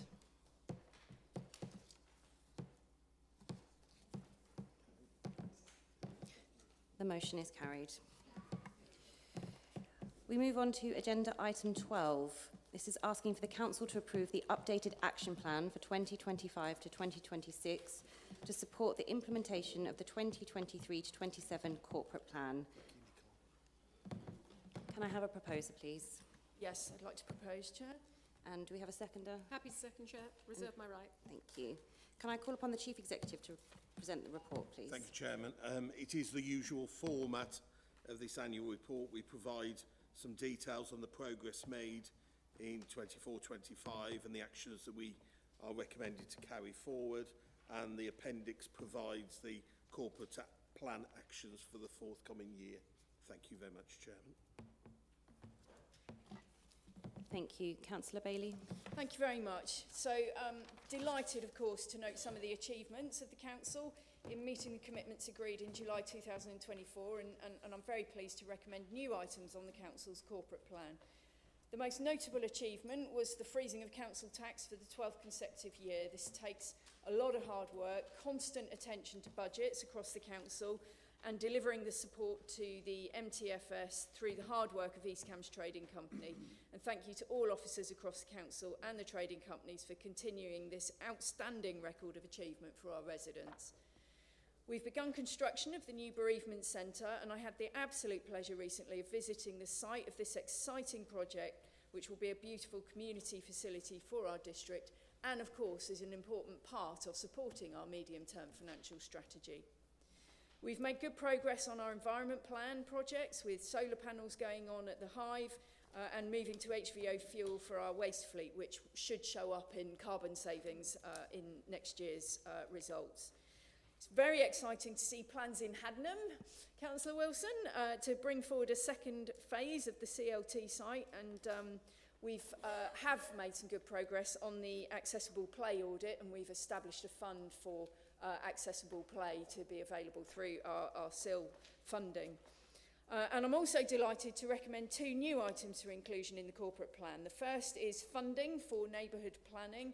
Sadly, the government has pulled its funding for neighbourhood planning. We've been big champions of neighbourhood planning in this authority, and our parishes have taken them up with gusto and a lot of hard work.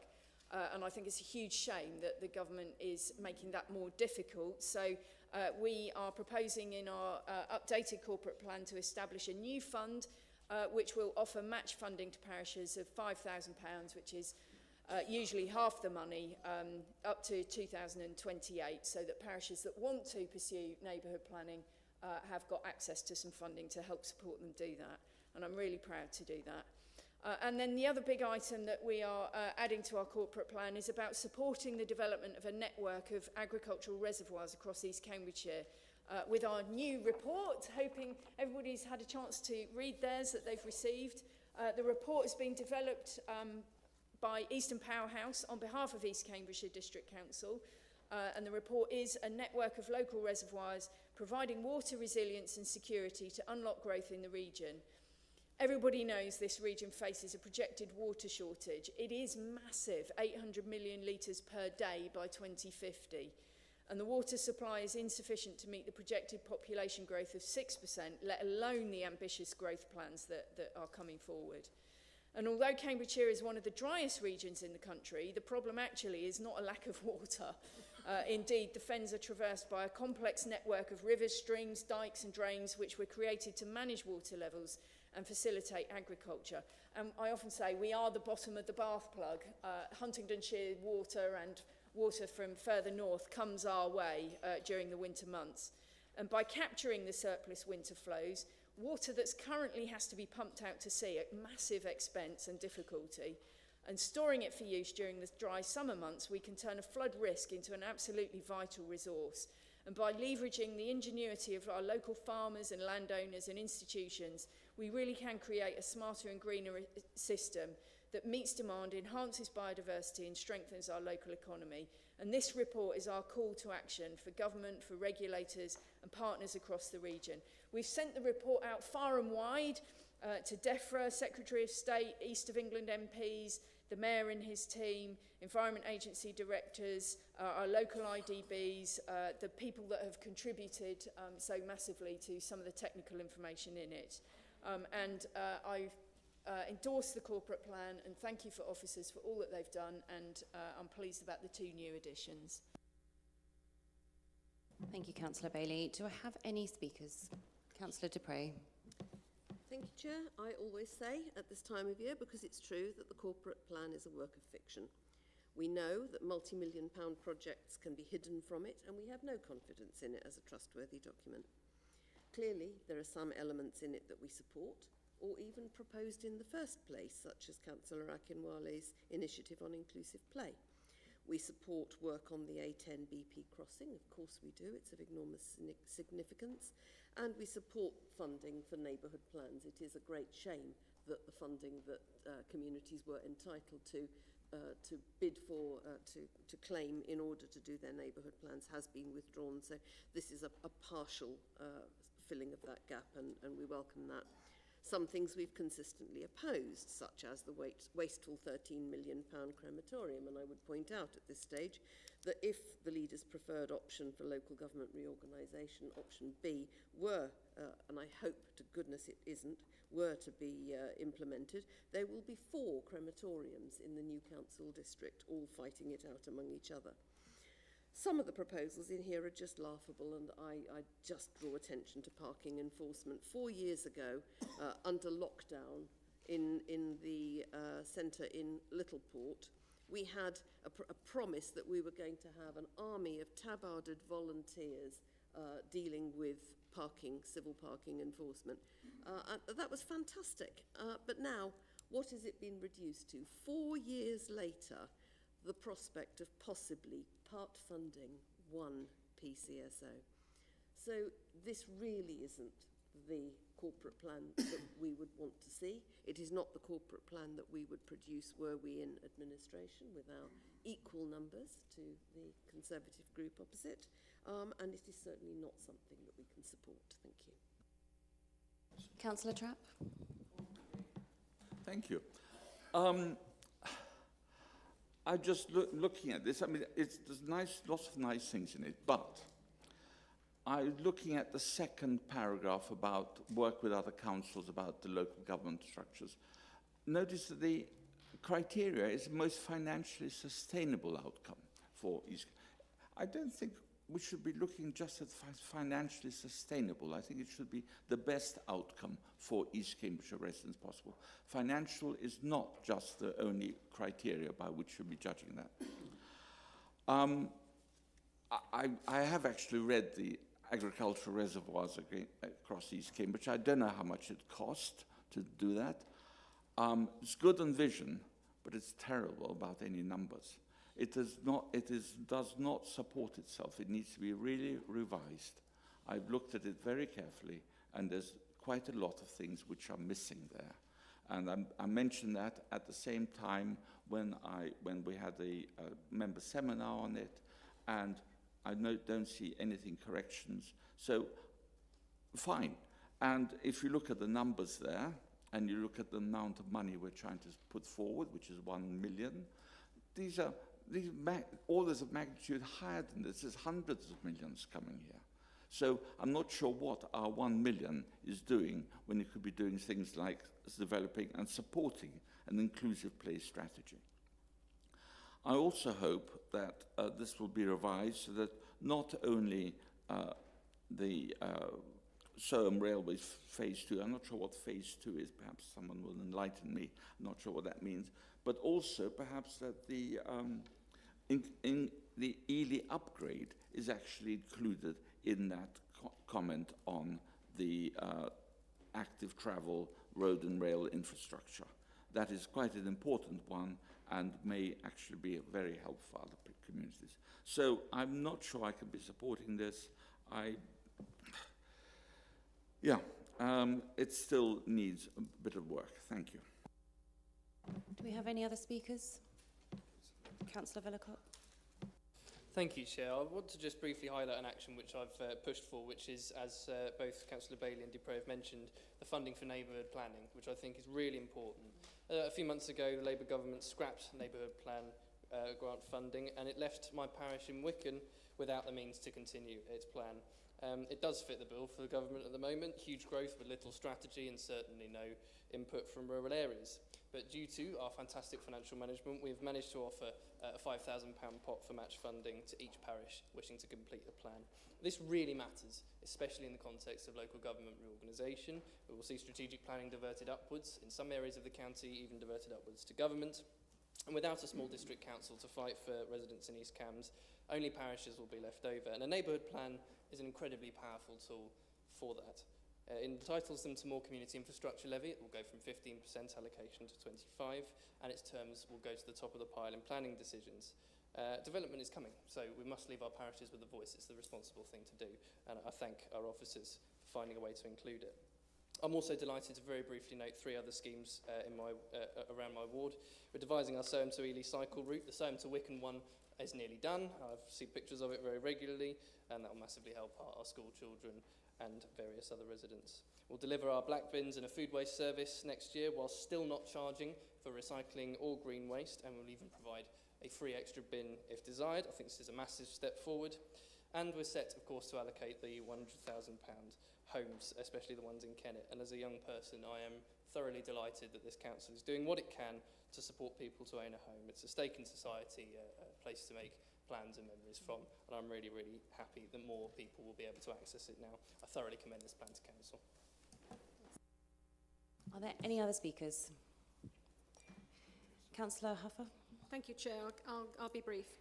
I'm immensely proud to be able to second the corporate plan. I joined this council 10 years ago, and while faces in the chamber may have changed, one thing that hasn't, and that's the administration's determined to freeze council tax while not reducing the standard of services we provide. Forward-thinking and nimble have always been the mantra by which we've approached everything we do. As the recent survey bears out, our residents trust us to do the best we can for them, improving facilities in many villages and communities, delivering on promises made. As the East Cambs as we know it, looks set to disappear, I believe we can all be proud of what we've achieved and what we have yet to deliver. We have amazing residents who deserve the very best. Thank you, Chair. Councillor Bailey. Thank you. Yeah, I just want to address 1 or 2 things that have been said. I mean, I'm really upset to hear Councillor Dupre talking about a work of fiction. It's not a work of fiction. It's we work hard to put out our offer to residents of East Cambridgeshire during election times, and we stick like glue to the things that we say we will do if and when we're lucky enough to be put back in as the administration. That's what we do, and then we hand that over to officers who absorb that into the corporate plan and make those things happen. It's not a work of fiction, it's a work of delivery, and we've been doing it for many years now, and our residents do seem to quite support our efforts and be happy with them if the local government reorganisation public survey, which we're coming on to, is anything to go by. Cambridgeshire County Council works up commercially sensitive projects in confidence all the time. It is a perfectly normal process. And it also takes some very astonishing decisions in secret delegated meetings that the public simply cannot access, things that are not commercially sensitive. Once again, parking enforcement. This is a police issue, as we only too well know. I've been trying to work very hard with an alternative solution to this council supporting funding of the police to carry out enforcement activity. It's not massively forthcoming. The police have agreed to offer us something, but it is taking a long time. But I would remind Councillor Dupre, because she's now in a position of very senior authority in the Cambridgeshire County Council, which is the only authority that can deliver and take on delegated responsibility for civil parking enforcement. They've been in charge there for 4 years. They haven't done it. Cambridgeshire County Council has done this for South Cambs without the involvement of South Cambs, other than South Cambridgeshire accepting that they might have to accept on-street car parking charges to pay for it. And by the way, the results are not doing very well. They are losing money hand over fist. It's costing a lot of money to run CPE in South Cambridgeshire. I would massively welcome Councillor Trapp's input into the work of the reservoirs, and I'd be very pleased if he'd write to me with his information and ideas, and we will make sure that those are, taken forward and put into, the ongoing work around that. And the £1 million SIL funds is open to anybody who wants to support the water infrastructure of East Cambridgeshire to improve its capacity. The most likely candidates for that are, of course, the internal drainage boards, who, you know, struggle with access to funding. But that is what it is there for, and I'm very proud that it is indeed there for that, and hope that it can be utilised. And Phase 2 SOAM, just for your information, Councillor Trapp, is about doubling the line to improve the frequency of trains from SOAM. You know, was something actually that was promised by Network Rail and the operators, you know, on the delivery of SOAM Station. It's a huge shame that they haven't, you know, brought that forward yet, but let's hope that, you know, we can lobby for that Ely North Junction, which will help facilitate that. Thank you, Councillor Bailey. We now move to the vote. Can I ask that all those in favour please raise their hands?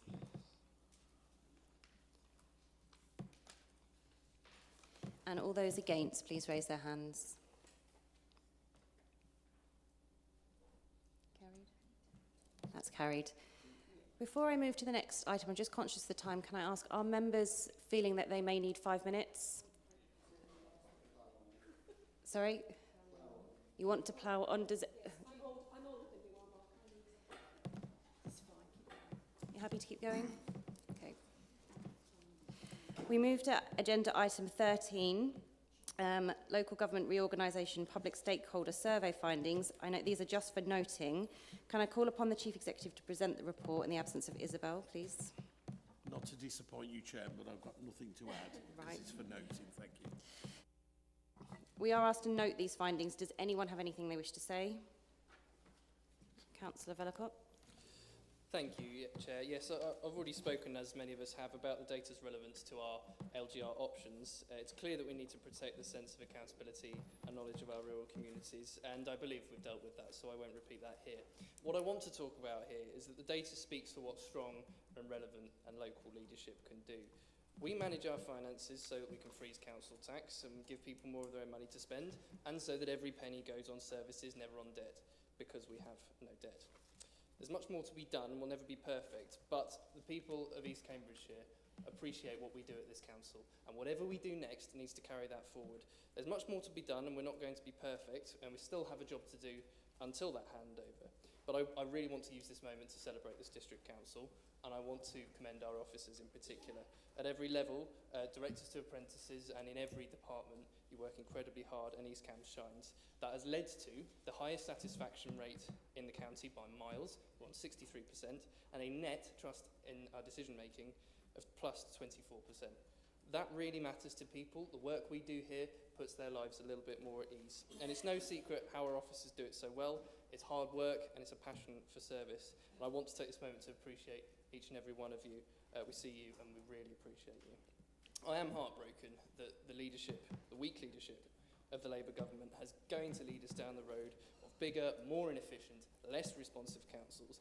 If they let East Cam do it as its own unitary, I know there are financial issues with that, but I'm sure we would still smash it. I have no doubt of it. We will do what we can, though, to hand over to the new councils in the least disruptive way possible, and the way in which takes our residents' opinions most into account. And I'm so proud to be standing here representing Soham South and Wickham, and it's hardly exaggeration to say this, on the best run district council in the United Kingdom. Councillor Dupre. Thank you. I think I simply want to leave my remarks on this in the hands of residents and to read 6 sentences from the Focus Group's report, which said, most significantly, participants from East Cambridgeshire expressed strong positive identification with Cambridge, whilst demonstrating profound opposition to any association with Peterborough based on perceptions of fundamental differences in character, priorities, safety and community needs. The opposition to Peterborough was not simply a matter of administrative preference, but reflected deep-seated perceptions of fundamental differences in community character, safety and priorities. Participants with direct experience of working across the region were particularly emphatic about those differences, arguing that Peterborough represented a completely different type of place with different challenges, community dynamics and approaches to local issues. Equally, residents make the point that these demands will call on public resources, and this will be to their detriment. This opposition was reinforced by practical considerations about distance, accessibility and natural patterns of connection. Participants emphasised that the practical difficulties of travelling to Peterborough compared to the ease of reaching Cambridge reflected deeper patterns of economic and social connection that should inform governance arrangements. Thank you. Were there any other speakers? Councillor Bailey? Yeah, I wasn't going to speak, but now I feel compelled to, unfortunately. I do think it's important to... So I recognise the strong sentiment about East Cambridgeshire residents, and it hasn't surprised me at all wanting to be aligned with affluent Cambridge, where they naturally look to, you know, it is a centre where a lot of people go to work and have leisure activities, etc. I absolutely understand and accept that, but that is only one element of what matters in local government reorganisation. And just to put all of this into context, there were only 15% of respondents that made a comment on the geography. So, you know, it cannot be deemed statistically valid. And what we do know, I recall that the percentage of people that run their lives inside of East Cambridgeshire was actually 45%. So, you know, that is a lot of people that actually don't have call to use Cambridge or Peterborough or areas outside of our district, because our district is so great. And so, you know, there were only 325 responses from East Cams, and in relation to boundaries, 263 of those were unclear. So, you know, you cannot draw conclusions in the way that is being intimated there. But I do recognise that it, you know, it is a natural inclination and a sentiment. And if that's the only information you're going on, then it is what you are naturally going to say. But what we also know is that East Cams residents said that they had the highest satisfaction with services. They rated us at 63% compared with 45% average in the other council areas. They talked about, they reported the strongest sense of community belonging at 76% versus 62% average in the other areas. Best value for council tax, 52% versus 26%. Importance of protecting our identity was 54% versus 38%, more important to East Cambridgeshire residents.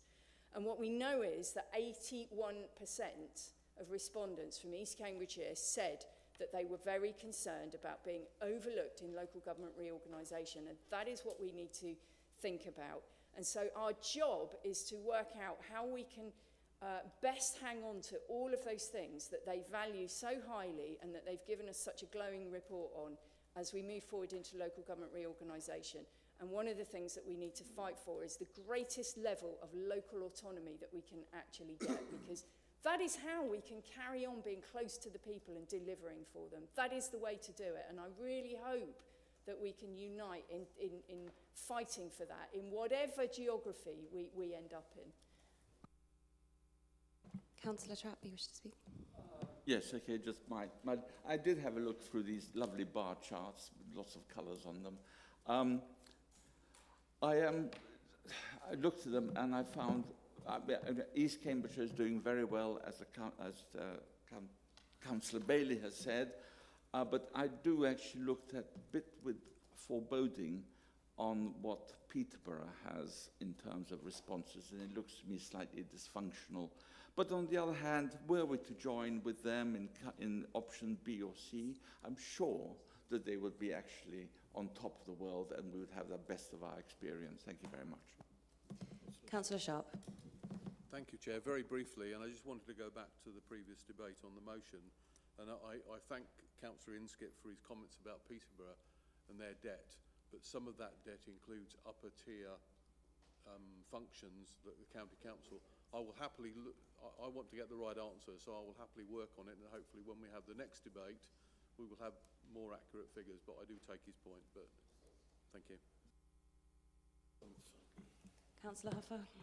Very briefly, I heard one word repeated over and over and again by Councillor Dupre, and that was perceptions. Perceptions aren't facts. That's a perception. You know, and what you do when somebody has a perception, you educate. The perception is, and there's another assumption, that the centre of any new unitary is going to be in Peterborough. When did that ever become a thing? You know, in a large area, there may well be satellite offices, you know, which is what we are absolutely fighting for. Not everybody who has an issue wants to head into Cambridge or to Peterborough. So we need to fight for what's right for our residents, which is individual hubs in every area, so that we can keep up the standard of service that we deliver to our residents. None of our residents want to schlep into Cambridge. Have you tried getting into Cambridge recently? Absolute nightmare. Absolute nightmare.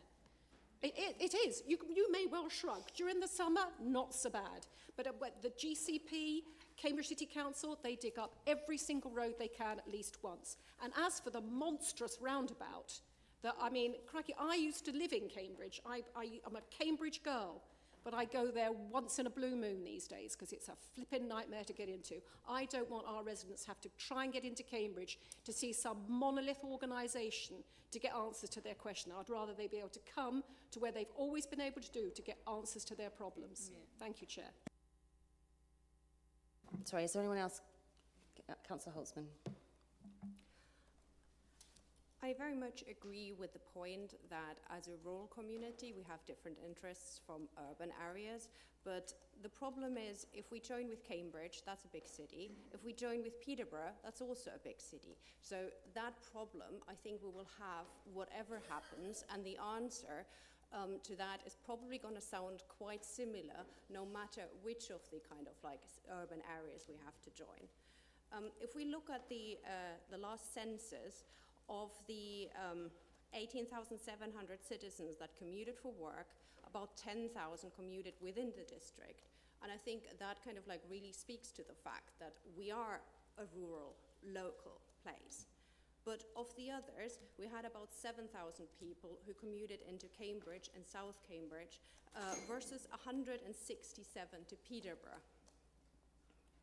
So I think there are natural traffic patterns, but I think no matter how this turns out, and I think that was part of the earlier debate to say which options should we help kind of support and make our voice heard, we will always have the problem that we are a rural district and we will need to join with a much more urban area, and we will have those problems whatever way we go. Councillor Hunt.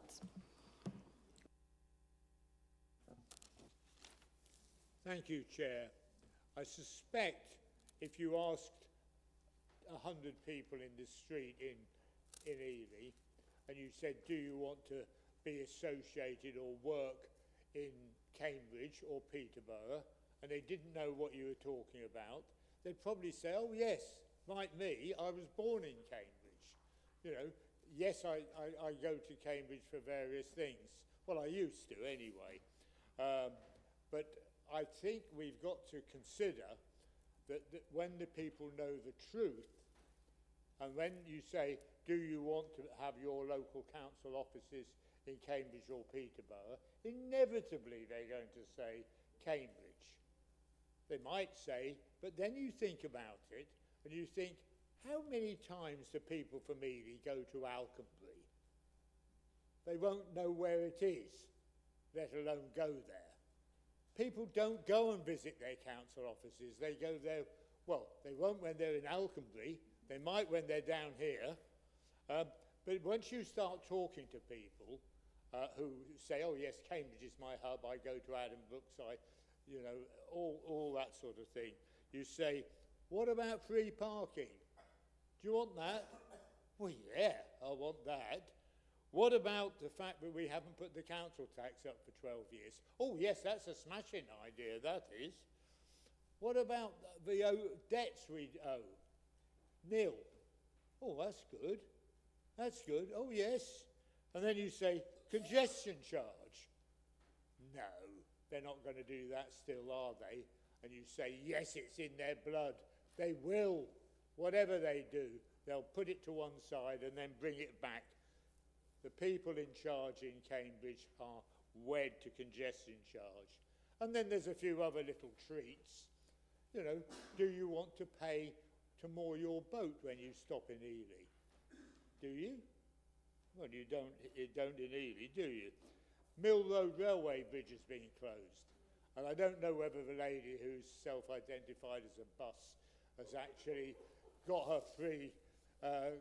free transit or not. But I just think we ought to realise that when we're talking about stopping people in the street and saying, where do you identify, that isn't it.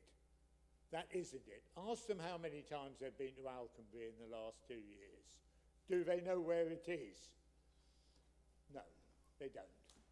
So I think it's absolutely clear which way I'm going to vote, and I think we really need to have a message to the people of East Cambs and say how near they are to a really unpleasant state of affairs. Thank you, Chair. Thank you. Are all members happy to note? Yes, Chairman. We move on to agenda item 14, local government reorganisation update, and I call upon the Chief Executive to present the report in the absence of Isabel. This is a matter for noting, Chair, but hopefully my colleague's report does confirm the quite significant work that's been done by officers and members across Cambridgeshire and Peterborough. But I hope members find it of value. Thank you. Are all members happy to note? Yes, Chair. Thank you. We now move on to agenda item 15A and B, the Cambridgeshire and Peterborough Combined Authority Update Reports. These are just for noting. Does anyone have any questions for the representatives on these committees? No. That concludes the meeting. I'd just like to thank everybody for coming today, and the meeting is finished at 9:50. Thank you.